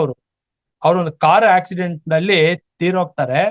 ಅವಾಗ ಅವರು 5ನೇ ಲೋಕ ಮಹಾಲೋಕಕ್ಕೆ ಹೋಗ್ತಾರೆ. ಅಲ್ಲಿ ಹೋಗ್ಬಿಟ್ಟು ಆ ತಾಯಿಯ ಒಂದು ಆಕೆಗೆ ತಿಳಿಸ್ತಾರೆ ವಿಷಯಗಳನ್ನೆಲ್ಲ, ಯಾವ ಲೋಕದಲ್ಲಿ ಯಾವ ತರ ಇರ್ತಾರೆ ಆತ್ಮಗಳು ಅಂತ ತಿಳಿಸ್ತಾರೆ. ಯಾಕಂದ್ರೆ ಆ ತಾಯಿ ಇಬ್ರು ಮಕ್ಕಳನ್ನ ಕಳ್ಕೊಂಡಿರೋ ದುಃಖದಲ್ಲಿ ಇರ್ತಾಳೆ ಆಕೆ. ಅದನ್ನ ಅವಳು ಸ್ವೀಕರಿಸಕ್ಕೆ ಕಷ್ಟ ಆಗ್ತಾ ಇರುತ್ತೆ. ಇಬ್ರು ಮಕ್ಳು ಇಬ್ರೇ ಮಕ್ಳು, ಇಬ್ರು ಇಷ್ಟು ಚಿಕ್ಕ ವಯಸ್ಸಿನಲ್ಲೇ ಅವರು ಮೃತಪಟ್ರು ಅಂತ ಹೇಳಿ ಆ ದುಃಖದಲ್ಲಿ ಇದ್ದಾಗ ಆ ತಾಯಿಗಿನ ಸಮಾಧಾನ ಮಾಡೋದು ಹೇಗೆ ಅಂತ ಗೊತ್ತಾಗದೆ ಅವ್ರು ಏನ್ ಮಾಡ್ತಾರೆ, ಅವರು ಎಷ್ಟೋ ಪ್ರಯತ್ನ ಪಡ್ತಾರೆ. ನಾವು ಇಲ್ಲಿ ಸುಖವಾಗಿ ಇದೀವಿ ಈ ಲೋಕದಲ್ಲಿ, ನೀವು ಚಿಂತೆ ಪಡ್ಬೇಡಿ, ನಾವು ಇಷ್ಟೇ ಆಯ್ಸ್ ತಗೊಂಡ್ ಬಂದಿರೋದು, ಇಷ್ಟೇ ನಾವು ಪಾತ್ರ ಮಾಡೋಂತ ಬಂದಿರೋದು, ನಮ್ದು ಎಲ್ಲಾ ನೆರವೇರಿದೆ, ನೀವು ಖುಷಿಯಾಗಿ, ನಾವು ಎಲ್ಲಿದೀವೋ ಹೇಗಿದೀವೋ ನಮ್ ಬಗ್ಗೆ ಚಿಂತೆ ಬಿಡಿ ಅಂತ ಅವ್ರು ಅರ್ಥ ಮಾಡಿಸ್ಬೇಕಲ್ಲ ತಾಯಿಗೆ. ಅವ್ರು ಏನ್ ಮಾಡ್ತಾರೆ, ಆಟೋ ರೈಟಿಂಗ್, ಆಟೋ ಚಾನೆಲಿಂಗ್ ಆಗ್ತಾರೆ. ಅವ್ರಿಗೆ ತಾಯಿಗೆ ಹೇಳ್ತಾರೆ, ಅವ್ರಿಗೆ ಬಂದು ಕನಸಿನಲ್ಲಿ ಹೇಳ್ತಾರೆ, ಅಮ್ಮ ನೀನು ಒಂದು ಪೆನ್ ಇಟ್ಕೋ, ಬುಕ್ ಇಟ್ಕೋ, ಇಲ್ಲಿ ಏನೇ ನಡೀತಾ ಇದೆ, ಯಾವ ಲೋಕದಲ್ಲಿ ಯಾವ ತರ ಆತ್ಮಗಳಿದೆ, ಯಾವ ತರ ಜೀವನ ಇಲ್ಲಿದೆ ಅಂತ ಅವ್ರು ತಿಳಿಸ್ತಾರೆ ಆಕೆಗೆ. ನೀನು ಬರಿ ಅಂತ ಹೇಳ್ಬಿಟ್ಟು ಆಟೋ ರೈಟಿಂಗ್ ಮುಖಾಂತರ, ಅಲ್ಲಿಂದ ಟೆಲಿಪತಿ ಮುಖಾಂತರ ತಿಳಿಸ್ತಾರೆ ಆಕೆಗೆ. ಅವಾಗ ಬಂದಿರೋದೇ ಆ ಪುಸ್ತಕ law of the spiritual, Kurshad Bhuvanagiri ಅಂತ. ಆ ತಾಯಿ, ಆ ಮಕ್ಳ ಹೆಸರು ವಿಸ್ಪಿ ಅಂಡ್ ರಾಥೋ. ಅದ್ ಆಕ್ಚುಲಿ ಆ 2 ಬುಕ್ ಇಬ್ರು ಮಾಸ್ಟರ್ಗಳು ನಾನು ಕೊರಿಯರ್ ಮಾಡಿದ್ದೆ, ತೆಲುಗುನಲ್ಲಿ ಇತ್ತು ಅದು. ಸೊ ದಯವಿಟ್ಟು ಈ 7 ಲೋಕಗಳು ಏನು ಅಂತ ತಿಳ್ಕೊಬೇಕಂದ್ರೆ ಆ ಪುಸ್ತಕ ದಯವಿಟ್ಟು ಓದಿ. ಸೊ ಇದ್ರ ಬಗ್ಗೆ ನಾನು ಕ್ಲಾಸ್ ಕೊಟ್ಟಿದ್ದೆ PMC ಬಾಗಲಕೋಟೆಯಲ್ಲಿ, ಲಾ ಆಫ್ ದ ಸ್ಪಿರಿಚುವಲ್ 7 ಲೋಕಗಳ ಬಗ್ಗೆ ಕ್ಲಾಸ್ ಕೊಟ್ಟಿದ್ದೆ. ಸೊ ಇಲ್ಲಿ 7 ಲೋಕ ಅಂದ್ರೆ ನಾವು ಯಾವ ಲೋಕ ಕ್ವಾಲಿಫೈ ಆಗ್ಬೇಕು ಹೇಳಿ ನೋಡೋಣ. ಯಾವ ಲೋಕ ಕ್ವಾಲಿಫೈ ಆಗ್ಬೇಕು? ಸತ್ಯಲೋಕ. ಸತ್ಯಲೋಕ, ಕಾರಣಲೋಕ, ತಪೋಲೋಕ, ಮಹಾಲೋಕ, ತಪೋಲೋಕಕ್ಕೆ ಪ್ರಯತ್ನ ಪಡಬಹುದು ಅಷ್ಟೇನೆ, ತಪೋಲೋಕಕ್ಕೆಲ್ಲ ಹೋಗಕ್ಕಾಗಲ್ಲ. ಇದೇ ನಾವು ಮಾಡ್ತಾ ತಪ್ಪು. ಮಹಾಲೋಕಕ್ಕೆ ಕ್ವಾಲಿಫೈ ಆಗ್ಬೇಕು. ಏನಾದ್ರೂ ಪ್ರಯತ್ನ ಮಾಡಿ, ಏನಾದ್ರೂ ಉಪಾಯ ಹುಡುಕಿ, ಏನಾದ್ರೂ ಜ್ಞಾನ ತಿಳ್ಕೊಂಡು ದಯವಿಟ್ಟು 5ನೇ ಲೋಕಕ್ಕೆ ಕ್ವಾಲಿಫೈ ಆಗ್ಬಿಡಿ. ತಪೋಲೋಕ ಇದೆಲ್ಲ ಕನಸು ಕಾಣೋದಲ್ಲ, ಇದೆಲ್ಲ ಹಗಲ್ ಕನಸು. ತಪೋಲೋಕ, ಸತ್ಯಲೋಕ, ಯಾರು ಏನೇನೋ ಹೇಳ್ತಿರ್ತಾರೆ, ಅದೆಲ್ಲ ಇದೆಯೋ ಇಲ್ವೋ ನಮ್ ಗಮನಕ್ಕೆ ಗೊತ್ತಿಲ್ಲ. ಬಟ್ ಯಾರ್ಯಾರು ಸತ್ಯಲೋಕ ಹೋಗ್ಬಿಟ್ಟು ಹಿಂಗಿದೆ ಅಂತ ಹೇಳಿದಾರ ಹೇಳಿ. ಸುಮ್ನೆ ಅವ್ರವ್ರು ಪುಂಗುಡ ಕಥೆಗಳು ಹೇಳೋದ್ನೆಲ್ಲ ಕೇಳ್ಕೊಂಡು ನಾವು ಸತ್ಯಲೋಕಕ್ಕೆ ಹೋಗ್ಬೇಕು, ತಪೋಲೋಕಕ್ಕೆ ಹೋಗ್ಬೇಕು, ಇಲ್ಲ ಏನಿದೆ ಅಂತ ತಿಳ್ಕೊಬೇಕು ತಾನೆ. ಆ ಲೋಕದಲ್ಲೆಲ್ಲ ಏನೇನಿದೆ ಅಂತ ಸಾವಿರಾರು ಲೋಕಗಳಿದೆ, ಲಕ್ಷಾಂತರ ಲೋಕಗಳಿದೆ. ಬರೀ ನಾವು 7 ಲೋಕಗಳ ಬಗ್ಗೆ ಮಾತ್ರ ಮಾತಾಡ್ತಾ ಇದೀವಿ. ಅಂದ್ರೆ ಅಷ್ಟು ಸುಲಭ ಅಲ್ಲ ಸತ್ಯಲೋಕಕ್ಕೆಲ್ಲ ಹೋಗೋದು. ಅಂದ್ರೆ ಅದಕ್ಕೆಲ್ಲ ಅಷ್ಟು ಪುಣ್ಯ ಆತ್ಮಗಳಾಗಿರ್ಬೇಕು. ಒಂದು ಜನ್ಮ ಬರೀ ಸದ್ಗುರುವಾಗೆ ಬಂದು ಲೋಕ ಕಲ್ಯಾಣಕ್ಕಾಗಿ ನನ್ನ ಜೀವನವನ್ನು ಮುಡುಪಿಟ್ಟು ಎಷ್ಟೋ ಆತ್ಮಗಳ ಉದ್ಧಾರಕ್ಕೆ, ಆತ್ಮಗಳ ಉನ್ನತಿಗೆ ನಾನು ಕಾರಣವಾಗಿದ್ರೆ ಮಾತ್ರನೇ ಅಲ್ಲಿಗೆಲ್ಲ ಹೋಗೋದು. ನಾವು ಇಲ್ಲಿ ಎಲ್ಲದಕ್ಕೂ ಬಂಧನ ಪಟ್ಟು ಎಲ್ಲ ಕರ್ಮಗಳು ಮಾಡ್ತಾ ಇರ್ತೀವಿ. ಕರ್ಮವನ್ನು ನಿಲ್ಸಕ್ಕೆ ಗೊತ್ತಿಲ್ಲ. ತಂದಿರೋದೇ ಸ್ವಲ್ಪ 10%, 1-2 ಪ್ರಾರಬ್ಧ. ಅದನ್ನ ಕಳ್ಕೊಳಕ್ಕೆ ಗೊತ್ತಾಗ್ತಾ ಇಲ್ಲ. ಇಲ್ಲಿ ಈ ಜನ್ಮದಲ್ಲಿ ತಂದಿರೋ 1-2 ಪ್ರಾರಬ್ಧ ಈ ಜನ್ಮಕ್ಕೆ ಅಷ್ಟೇ ತಗೊಂಡ್ ಬಂದಿರೋದು. ಮಾಡಿಟ್ಟಿರೋದು 100 ಸಂಚಿತದಲ್ಲಿದೆ, ಆ ಬುಟ್ಟಿಯಲ್ಲಿದೆ, ಸಾವಿರಾರು ಇದೆ ಕರ್ಮಗಳು. ಅದು ಯಾವ ಜನ್ಮದಲ್ಲಿ ನೀಗ್ಸೋದು, ಕರಗ್ಸೋದು ಅದನ್ನೆಲ್ಲ. ಇದರಲ್ಲಿ ನಾವು ಹೋಗ್ಬಿಡ್ಬೇಕು ತಪೋಲೋಕಕ್ಕೆ, ಸತ್ಯಲೋಕಕ್ಕೆ ಅಂತ ಆಸೆ ಬೇರೆ. ನೋಡಿ ಹೆಂಗಿದೆ ನಮ್ಮ ಜ್ಞಾನ ಅಂತ ಹೇಳ್ತಾ ಇರೋದು. ಸೊ ಫಸ್ಟ್ ಕರ್ಮ ನಿಲ್ಸ್ಬೇಕು, ಈ ಸತ್ಯ ತಿಳ್ಕೋಬೇಕು, ಕರ್ಮ ನಿಲ್ಸ್ಬೇಕು, ಜನ್ಮಕ್ಕೆ ಕಾರಣವಾಗಿರೋ ಕರ್ಮ ಚಕ್ರ ದಾಟಬೇಕು. ಈ ಜನ್ಮವನ್ನು ಜನ್ಮರಹಿತನಾಗಿ ನಾನು ಆ ಸ್ಥಿತಿಗೆ ಹೋಗ್ಬೇಕು. ಈ ಜನ್ಮಕ್ಕೆ ಯಾವ ಕಾರಣ ಆಗ್ತಿದೆ ಆ ಕಾರಣ ತಿಳ್ಕೋಬೇಕು. ಸೊ ಇದು ಗೊತ್ತಾಗದೆ ನಾವು ಆಸೆ ಪಡ್ತಾ ಇರ್ತೀವಿ. ಯಾರು ಹೇಳಿರ್ತಾರೆ, ಓ ಧ್ಯಾನ ಮಾಡ್ಬಿಟ್ರೆ, ಇಷ್ಟು ಹೊತ್ತು ಮಾಡ್ಬಿಟ್ರೆ, ಇದು ಮಾಡ್ಬಿಟ್ರೆ, ಪಿರಮಿಡ್ ಕಟ್ಬಿಟ್ರೆ, ಅದು ಮಾಡ್ಬಿಟ್ರೆ ಸತ್ಯಲೋಕಕ್ಕೆ ಹೋಗ್ಬಿಡ್ತೀವ ಅಂತ. ಹಂಗಂದ್ರೆ ಎಷ್ಟೋ ಮಿನಿಸ್ಟ್ರು, MLAಗಳು ಎಷ್ಟೋ ಪಾಪಗಳು ಮಾಡಿರ್ತಾರೆ ಅನ್ಕೊಂಡು. ಒಂದ್ ಮಾತಿಗೆ ಹೇಳ್ತೀನಿ, ಎಲ್ರು ಅಂತ ಹೇಳ್ತಲ್ಲ, ಒಂದು ಉದಾಹರಣೆ ಹೇಳ್ತೀನಿ. ಬಟ್ ಅವ್ರು ಒಂದ್ ದೊಡ್ಡ ದೊಡ್ಡ ಪಿರಮಿಡ್ ಕಟ್ಬಿಟ್ಟು ಎಲ್ಲಾ ದಾನಗಳು ಮಾಡ್ಬಿಟ್ಟು ಹೋಗ್ಬೋದಿತ್ತಲ್ಲ ಸತ್ಯಲೋಕ, ತಪೋಲೋಕಕ್ಕೆ. ಹೋಗ್ಬೋದ ಇಲ್ವಾ? ಅವ್ರು ಎಲ್ರು ಹೋಗ್ಬೋದ್ ತಾನೆ. ನಾನು ಎಲ್ಲ ಮಾಡ್ಬಾರ್ದಲ್ಲ, ಮಾಡ್ಬಿಡ್ತೀನಿ, ಆಮೇಲೆ ನನ್ಗೆ ಅರಿವಾಯ್ತು, ಆಮೇಲೆ ಎಲ್ಲ ನಾನು ದಾನ ಧರ್ಮ ಮಾಡ್ಬಿಟ್ಟು ಓಕೆ ನಾ ತಪೋಲೋಕಕ್ಕೆ ಹೋಗ್ಬೇಕಂದ್ರೆ ಓ ಇಷ್ಟು ಮಾಡ್ಬೇಕಾ, ಎಲ್ಲ ನಂದು ಏನಿದೆ ಆಸ್ತಿನೆಲ್ಲ ನಾನು ಬರ್ದ್ ಕೊಟ್ಬಿಟ್ಟು ಕೂತ್ ಬಿಟ್ರೆ ಹೋಗ್ಬಿಡ್ತೀನಿ ಆ ತಪೋಲೋಕಕ್ಕೆ. ನಾನು ಅರ್ಥ ಮಾಡ್ಕೋಬೇಕು. ಅದಕ್ಕೆ ಈ ಲೋಕ ಎಲ್ಬಿಸ್ರು ಅರ್ಥ ಮಾಡ್ಕೊಳ್ಳೋಣ. ಇವರು 3ನೇ ಲೋಕ ಅಂದ್ರೆ ಸ್ವರ್ಗ ಲೋಕ ಅಂತ ಹೇಳ್ತಾರೆ. ಸ್ವರ್ಗಕ್ಕೆ ಯಾರು ಹೋಗ್ತಾರೆ? ಪುಣ್ಯ ಮಾಡಿರೋ ಅಷ್ಟೇನೆ. ಸ್ವರ್ಗಕ್ಕೆ ಹೋದ್ರೆ ಮತ್ತೆ ಈ ಭೂಮಿಗೆ ಬರ್ಲೇಬೇಕು. ಆ ಪುಣ್ಯ ಫಲ ಎಷ್ಟಿದೆಯೋ ಅಲ್ಲಿವರೆಗೂ ಅನುಭವಿಸ್ಬಿಟ್ಟು ಮತ್ತೆ ನಾನು ಭೂಮಿಗೆ ಬರ್ಲೇಬೇಕು. ಈ 2 ಇದೆ ಅಲ್ಲ, 2 ಲೋಕ. 3ನೇ ಲೋಕ ಅಂದ್ರೆ ಸ್ವರ್ಗ ಲೋಕ. ಈ 2 ಲೋಕಗಳೇ ನರ್ಕ ಅಂತ. ಅಲ್ಲಿ ಏನಿದೆ ಬರೀ ಕತ್ತಲೆ ಕಾಡು. ಆ ಲೋಕಕ್ಕೆ ಹೋದ್ರೆ ಬೆಳಕಿ ಇರೋದೇ ಇಲ್ಲ, ಬರೀ ದುಷ್ಟ ಆತ್ಮಗಳೇ ಇರೋ ಲೋಕನೇ ಅದು 2 ಲೋಕ, ನರಕ ಅನ್ನೋದು. ಅಲ್ಲಿಗೆ ಹೋಗ್ಬಿಟ್ಟಿವ ಅಂದ್ರೆ ನಮ್ಮನ್ನ ಕಾಪಾಡೋರು ಯಾರು ಇರಲ್ಲ, ಗೈಡ್ ಮಾಡೋರು ಇರಲ್ಲ. ಅಲ್ಲಿ ತುಂಬಾ ಭೀಕರವಾಗಿರುತ್ತೆ ಅದು. ಸೊ 3ನೇ ಲೋಕ ಇದು. 4ನೇ ಲೋಕ ಏನಪ್ಪಾ ಅಂದ್ರೆ ಅಲ್ಲಿ ಸ್ವರ್ಗಕ್ಕಿಂತ ಒಂದು ಮಿಗಿಲಾಗಿದ್ದು ಜನಲೋಕ. ಆ ಲೋಕಕ್ಕೆ ಹೋದ್ರೆ ಏನಾಗತ್ತಪ್ಪ ಅಂದ್ರೆ ಅಲ್ಲಿ ಕೂಡ 5ನೇ ಲೋಕಕ್ಕೆ ಹೋಗ್ಬೇಕು ಅಂತ ಅಲ್ಲಿ ನಮ್ಗೆ ಓಕೆ, ಅಲ್ಲಿ ಹಂಗೋ ಹಿಂಗೋ ಹೇಗೋ 4 ಲೋಕಕ್ಕೆ ಹೋಗ್ಬಿಟ್ವಿ. 4ನೇ ಲೋಕಕ್ಕೆ ಹೋದ್ರು ಕೂಡ ಗ್ರೇಟ್ ಅಲ್ಲ, ಅಲ್ಲಿ ಕೂಡ ಸಾಧನೆ ಮಾಡ್ಬೇಕು. ಅಲ್ಲಿ ಕೂಡ ನಮ್ಮ ಗುಣಗಳಲ್ಲಿ ಬದಲಾವಣೆ ಬರ್ಬೇಕು.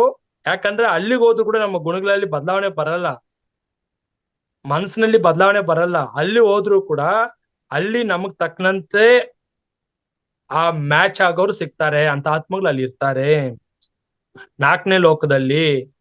ಅಲ್ಲಿ ಏನಾಗತ್ತೆ, ಅಲ್ಲಿ ಕೂಡ ನಾವು ಟೀಕೆ ಮಾಡೋದು, ಒಬ್ರಿಗೆ ಕಂಪ್ಲೇಂಟ್ ಮಾಡೋದು, ಒಬ್ರ ಬಗ್ಗೆ ಅಸೂಯೆ ಪಡೋದು, ಅಲ್ಲಿ ಕೂಡ ಗುಣಗಳಿರುತ್ತೆ. ಆ 4ನೇ ಲೋಕದಲ್ಲಿ ಕೂಡ ಅಲ್ಲಿ ಕೂಡ ನಮ್ಗೆ ಶಿಕ್ಷಣ ಕೊಡ್ತಾ ಇರ್ತಾರೆ, ಲೆಸನ್ ಕಳಿಸ್ತಾ ಇರ್ತಾರೆ.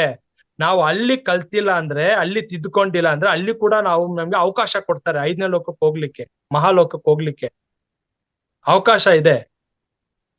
ಅಲ್ಲಿ ಕೂಡ ಹೋಗ್ಬಿಟ್ಟು ನಾವು ಹೀಗೆ ಭೂಮಿ ಲೋಕದಲ್ಲಿ ಹೆಂಗಿದೀವೋ ಹಂಗೆ ಮಾಡ್ಕೊಂಡು, ಅಲ್ಲಿ ಹಂಗೆ ಮಾತಾಡ್ಕೊಂಡು ಹರಟೆ ಮಾತುಗಳು, ಅಲ್ಲಿ ಕೂಡ ಸಾಧನೆ ಮಾಡದೆ ಜ್ಞಾನ ತಿಳ್ಕೊಳ್ದಿದ್ರೆ ಮತ್ತೆ ಭೂಲೋಕಕ್ಕೆ ಕಳಿಸ್ತಾರೆ. ಮತ್ತೆ ಇಲ್ಲಿಗೆ ಬರ್ಬೇಕು.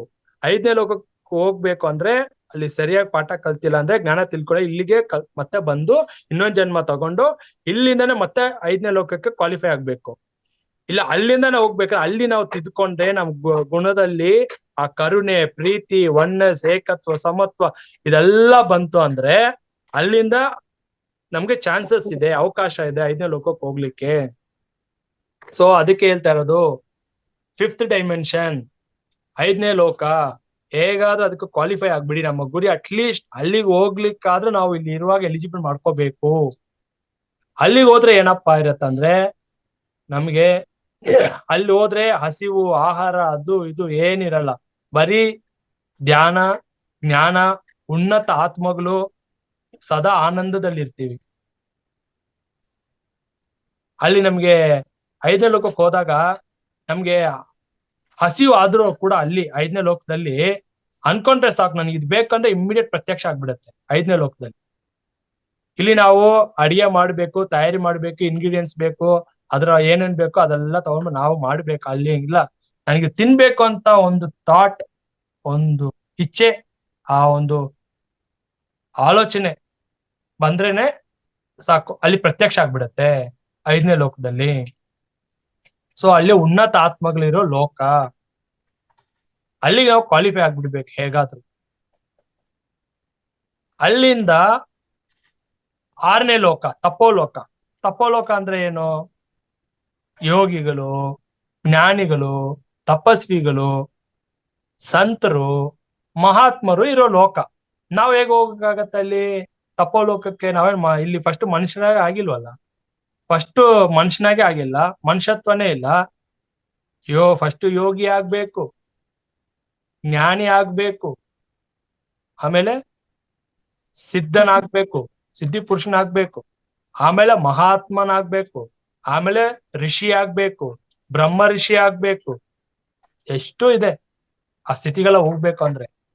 ಅದೇ ನಮ್ಮ ಆಸೆ ತಪೋಲೋಕಕ್ಕೆ ಹೋಗ್ಬಿಡೋಣ ಅಂತ. ಸೊ ಹಂಗಲ್ಲ ಮಾಸ್ಟರ್ಸ್, ಹಂಗಲ್ಲ. ಯಾಕಂದ್ರೆ ನಾವ್ ಚೆಕ್ ಮಾಡ್ಕೋಬೇಕು ನನ್ನಲ್ಲಿ ಎಷ್ಟು ಆಸೆ ಇದೆ, ಎಷ್ಟು ಸಾತ್ವಿಕ ಗುಣಗಳಿದೆ, ಎಷ್ಟು ಸೇವೆ ಮನೋಭಾವ ಇದೆ, ಎಷ್ಟು ನನ್ನಲ್ಲಿ ಎಲ್ಲವನ್ನು ಕೂಡ ಒನ್ನಸ್ಸಲ್ಲಿ, ಸಮಾನತೆ, ಏಕತ್ವದಲ್ಲಿ ನೋಡೋ ದೃಷ್ಟಿಕೋನ ಇದೆ. ಪಕ್ಕದ ಮನೆ ಮಕ್ಳು, ನನ್ ಮಕ್ಳು ಒಂದೇ ಸ್ಥಿತಿಯಲ್ಲಿ ನೋಡೋ ಗುಣ ಬೆಳೆಸ್ಕೊಂಡಿದೀನ. ಪ್ರತಿಯೊಂದು ಜೀವ ಜಂತು ಕೂಡ ಪರಮಾತ್ಮನೇ ಇರೋದು, ನನ್ನಲ್ಲಿ ಪರಮಾತ್ಮನೇ ಇರೋದು. ನಾನೇ ಹಸುವು, ನಾನೇ ಪಕ್ಷಿ, ನಾನೇ ಈ ಒಂದು ವಸ್ತುವಾಗಿದ್ದೀನಿ, ಎಲ್ಲವೂ ಕೂಡ ನಾನೇ ಆಗಿದ್ದೀನಿ. ಆ ಮನಸ್ಥಿತಿಗೆ ನಾವು ಬರ್ಬೇಕು.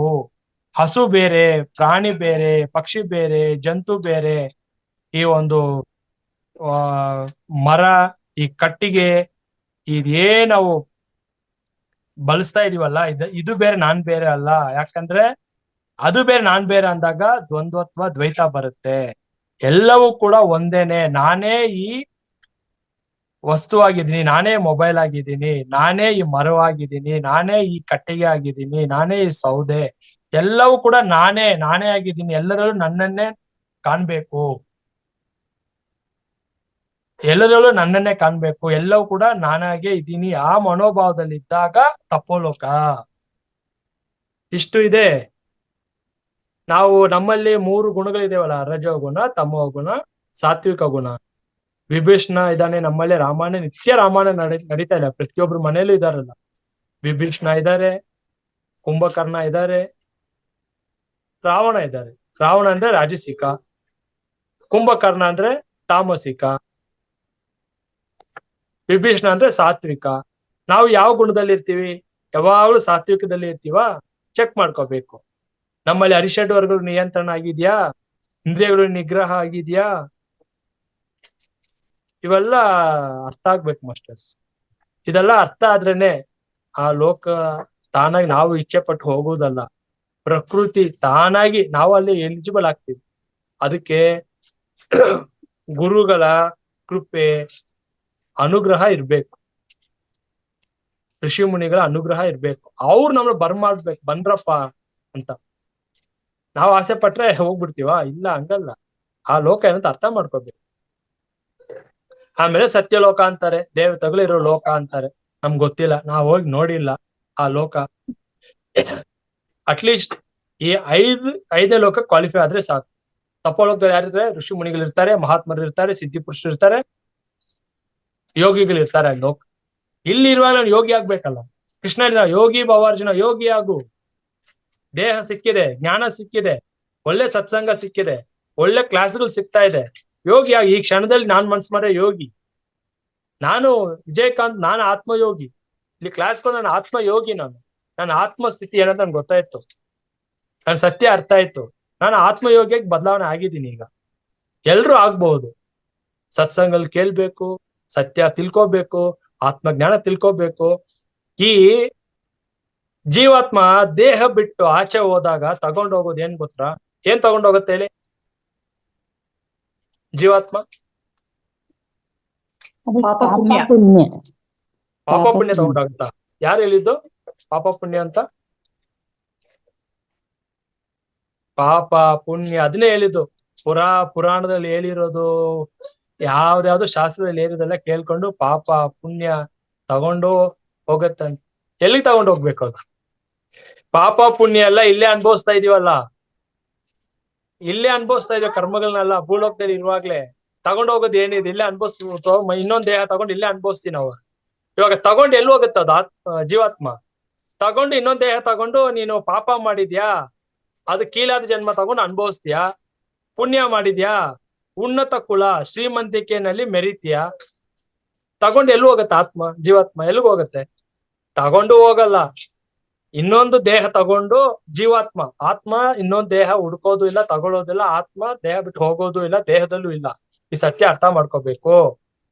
ಜೀವಾತ್ಮ ಅಂದ್ರೆ ದೇಹ ಬಿಟ್ಟು ಹೋಗುವುದು ಯಾವುದು? ಮನಸ್ಸು. ಮನಸ್ಸು ಎಲ್ಲಿದೆ? ಜೀವಾತ್ಮನಲ್ಲಿದೆ. ಚಿತ್ತ, ಬುದ್ಧಿ, ಮನಸ್ಸು, ಅಹಂಕಾರ ಇದೆ ತಾನೆ. ಈ ನಾಲ್ಕೇ ಜೀವಾತ್ಮನಾಗಿರೋದು ತಾನೆ. ಈ ನಾಲ್ಕೇ ದೇಹ ಬಿಟ್ಟಾಗ ಹೋಗುವುದು. ಇದರಲ್ಲಿ ನಮ್ ಯಾವ ತರ ಭಾವನೆಗಳು, ಯಾವ ತರ ಜೀವನ ನಾವು ನಡೆಸಿದೀವಿ, ಇದೆಲ್ಲವೂ ಕೂಡ ನಮ್ಮ ಚಿತ್ತದಲ್ಲಿ ರೆಕಾರ್ಡ್ ಆಗಿರುತ್ತೆ. ಅದೇ ಚಿತ್ತ, ಬುದ್ಧಿ, ಮನಸ್ಸು. ಅದೇ ಚಿತ್ರಗುಪ್ತ ಅಂದ್ರೆ ಯಾರೋ ಕೂತ್ಕೊಂಡು ಯಮಲೋಕದಲ್ಲಿ ಚಿತ್ರಗುಪ್ತ, ವಿಚಿತ್ರಗುಪ್ತ ನಮ್ಮ ವಿಧಿಲಿಪಿ, ನಮ್ಮ ಹಣೆ ಬರಹ ಬರೀತಾರೆ, ನಮ್ಮ ಇದು ಮಾಡಿದ ಪಾಪ ಪುಣ್ಯ ಬರೀತಾರೆ ಅನ್ನೋದೆಲ್ಲ ಅದೆಲ್ಲ ಏನು ಹಂಗ ಇಲ್ವೇ ಇಲ್ಲ. ಇದೆಲ್ಲ ಯಾವ್ದೋ ಪುರಾಣಗಳಲ್ಲಿ. ಯಾಕಪ್ಪ ಅಂದ್ರೆ ಹಂಗಲ್ಲ ಹೇಳಿದ್ರೆ ಇವನ್ ತಿದ್ದುಕೊಳ್ತಾನೆ, ತಪ್ಪು ಮಾಡಲ್ಲ ಅಂತ ತಿಳ್ಸಿರೋ ವಿಷಯಗಳು. ಭಯ ಇರುತ್ತೆ, ಯಮಲೋಕ ಅಂತ ಹೇಳಿದ್ರೆ ಹಿಂಗ್ ಮಾಡ್ತಾರೆ ಹಂಗ್ ಮಾಡ್ತಾರೆ ಅಂತ ಶಿಕ್ಷೆಗೆ ಒಳಗಾಗ್ತೀವಿ ಅಂತ ಹೇಳಿದ್ರೆ ಇವನು ತಪ್ಪು ಮಾಡಲ್ಲ ಅಂತ ನಮ್ಮನ್ನ ಆ ತರ ಅವ್ರು ಹೇಳಿಟ್ಟಿರೋದು. ಯಾಕಂದ್ರೆ ಅವ್ರು ತಿದ್ಕೊಳ್ಳಿ, ಒಂದು ಶಿಸ್ತು ಬರ್ಲಿ, ಜೀವನ ಒಂದು ಶಿಸ್ತಲ್ಲಿರ್ಲಿ ಅಂತ.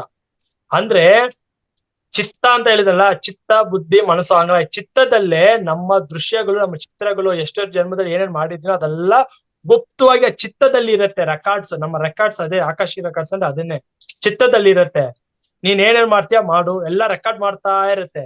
ನೀನು ಒಳಗೊಂದು ಹೊರಗಡೆ ಒಂದು, ತೋರಿಕೆಗೊಂದು ಒಳಗಡೆ ಒಂದು, ನಾವು ನಟನೆ ಮಾಡೋದು, ಇನ್ನೊಬ್ರಿಗೆ ಬೆನ್ನೆ ತರ ಮಾತಾಡೋದು, ಒಳಗಡೆ ಅವ್ರನ್ನ ದೂಷಿಸೋದು, ನಿಂದನೆ ಮಾಡೋದು, ಇದೆಲ್ಲ ನಮ್ಮ ಮನಸ್ಸಲ್ಲಿ ಏನ್ ಮಾಡ್ತಾ ಇರ್ತೀವಿ ಅದೆಲ್ಲ ಚಿತ್ತದಲ್ಲಿ ರೆಕಾರ್ಡ್ ಆಗ್ತಾರೆ. ಅದ್ ತಕ್ಕನಂತೆ ನಮ್ಮ ಜೀವನ, ಅದ್ ತಕ್ಕನಂತೆ ನಮ್ಮ ಜನ್ಮ. ಸೊ ನಮ್ನ ನಾವೇ ಏಮಾರ್ಸ್ಕೊಳ್ತಾ ಇರ್ತೀವಿ ಪ್ರತಿ ಜನ್ಮದಲ್ಲೂ. ಯಾರೂ ಶಿಕ್ಷೆ ಕೊಡಲ್ಲ, ನಮ್ಗ್ ನಾವೇ ಶಿಕ್ಷೆ ಕೊಟ್ಕೊಳ್ತೀವಿ. ಅಂದ್ರೆ ಅಂತ ಜೀವನ ಆಯ್ಕೆ ಮಾಡಿ ಅಂತ ರೋಗಗಳು ನಾವೇ ತಂದ್ಕೊಳ್ಳೋದು. ಯಾಕಂದ್ರೆ ಆ ಕರ್ಮವನ್ನು ಅನುಭವಿಸೋದು ನಾವೇ, ಕರ್ಮ ಸೃಷ್ಟಿ ಮಾಡೋದು ನಾವೇ. ಇದೆಲ್ಲವೂ ಕೂಡ ಜೀವಾತ್ಮದ ಒಂದು ಪ್ರಣಾಳಿಕೆ, ಪ್ಲಾನಿಂಗ್. ಸೊ ದಯವಿಟ್ಟು ಕ್ಷಮಿಸಿ ಸರ್, ಮಧ್ಯೆ ಮಾತಾಡ್ತಿದ್ದೀನಿ. 5 ಗಂಟೆವರೆಗೂ ಅಷ್ಟೇ ಕ್ಲಾಸು ನಮ್ದು. ಓಕೆ ಮೇಡಮ್, ಅಷ್ಟೇ ಆಯ್ತು. ಈಗ ಕ್ವಶನ್ ಅಂಡ್ ಆನ್ಸರ್ ಇಟ್ಕೊಳ್ಳೋಣ. ಸರ್ 5:15 ಆಗ್ತಾ ಇದೆ, 5 ನಿಮಿಷ ಇದೆ 5:15ಗೆ. ನಮ್ಗೆ ಅವಕಾಶ ಇರೋದೇ 5 ಗಂಟೆವರೆಗೆ ಸರ್. ಓಕೆ ಮೇಡಮ್, ಆಯ್ತು ಅಷ್ಟೇ. ಇಷ್ಟು ವಿಷಯ ತಿಳ್ಸಕ್ಕೆ ಇಷ್ಟಪಟ್ಟೆ ನಾನು. Thank you. ಏನಾದ್ರು ಅದ್ಭುತವಾಗಿತ್ತು. ನಾನು ಅದಕ್ಕೆ ಮಧ್ಯ ನಿಲ್ಸ್ಲಿಕ್ಕೆ ನನ್ ಕೈಲಿ ಆಗ್ಲಿಲ್ಲ ಸರ್. ತುಂಬಾನೇ ಕಷ್ಟಪಟ್ಟೆ ಹೇಳಲಿಕ್ಕೆ. ಕಡೆಗೆ ನಾನು ನಿಲ್ಲಿಸ್ಲೇಬೇಕಾಗಿದೆ, ನನ್ನ ಕೆಲಸ ನಾನು ಮಾಡ್ಲೇಬೇಕಾಗಿದೆ, ಹಾಗಾಗಿ ನಾನು ನಿಲ್ಲಿಸ್ದೆ. ಸಾರಿ, ನಿಲ್ಸಿದ್ದಕ್ಕೆ ಕ್ಷಮೆ ಇರ್ಲಿ. ಬಟ್ ಇಲ್ಲ ಇಲ್ಲ ಅಗತ್ಯ ಇಲ್ಲ.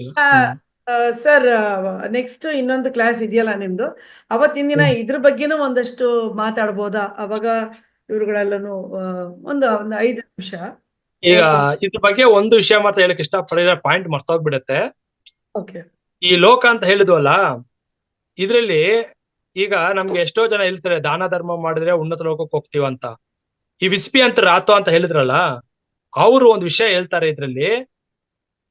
ಅವ್ರು ಗೊತ್ತಿರೋರು ಬಂದು ಭೂಲೋಕದಲ್ಲಿ ಇದ್ದಾಗ ಯಾರೋ ಹೇಳ್ತಾರೆ, ಅವನೆಷ್ಟೋ ಪಾಪ ಮಾಡಿರ್ತಾನೆ, ನೀನ್ ಈ ತರ ದೇವಸ್ಥಾನ ಕಟ್ಟು, ಈ ತರ ಅನ್ನದಾನ ಮಾಡು, ಎಲ್ಲಾ ಧರ್ಮ ಮಾಡು, ನಿನ್ ಹತ್ರ ಇರೋದು ಎಲ್ಲಾ ವಸ್ತುಗಳನ್ನ ಎಲ್ಲವೂ ಕೂಡ ದಾನ ಮಾಡ್ಬಿಟ್ರೆ ನೀವು ಉನ್ನತ ಲೋಕಕ್ಕೆ ಹೋಗ್ತೀಯ ಅಂತ ಯಾರೋ ಹೇಳಿರ್ತಾರೆ.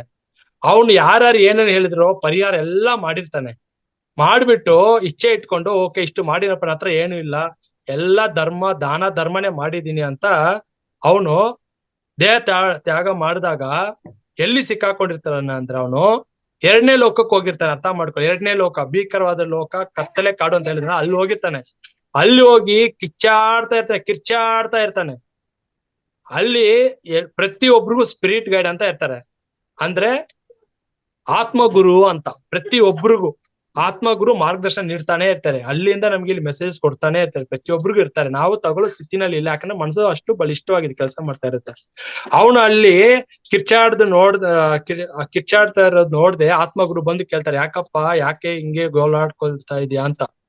ಅವನು ಹೇಳ್ತಾನೆ, ನನ್ಗೆಲ್ಲಾ ಮೋಸ ಮಾಡ್ಬಿಟ್ರು ಭೂಲೋಕದಲ್ಲಿ, ನಾನು ಉನ್ನತ ಲೋಕಕ್ಕೆ ಹೋಗಿ ಇದ್ ಮಾಡು ಅದ್ ಮಾಡು ಅಂತ ಹೇಳ್ಬಿಟ್ಟು ಎಲ್ಲಾ ಯಾಮಾರ್ಸ್ಬಿಟ್ರೆ ನಾನು ಮೋಸ ಹೋದಂತ ಕಿರ್ಚಾಡ್ತಾನೆ. ಅವ್ರು ಕೇಳ್ತಾರೆ, ಅವ್ರು ಹೇಳಿದೆಲ್ಲ ಕರೆಕ್ಟು, ನೀನ್ ಮಾಡಿದೆಲ್ಲ ಸರಿನೇ, ಬಟ್ ಏನಕ್ಕೆ ಇಲ್ಲಿ ಬಂದಿದೆ ಗೊತ್ತಾ?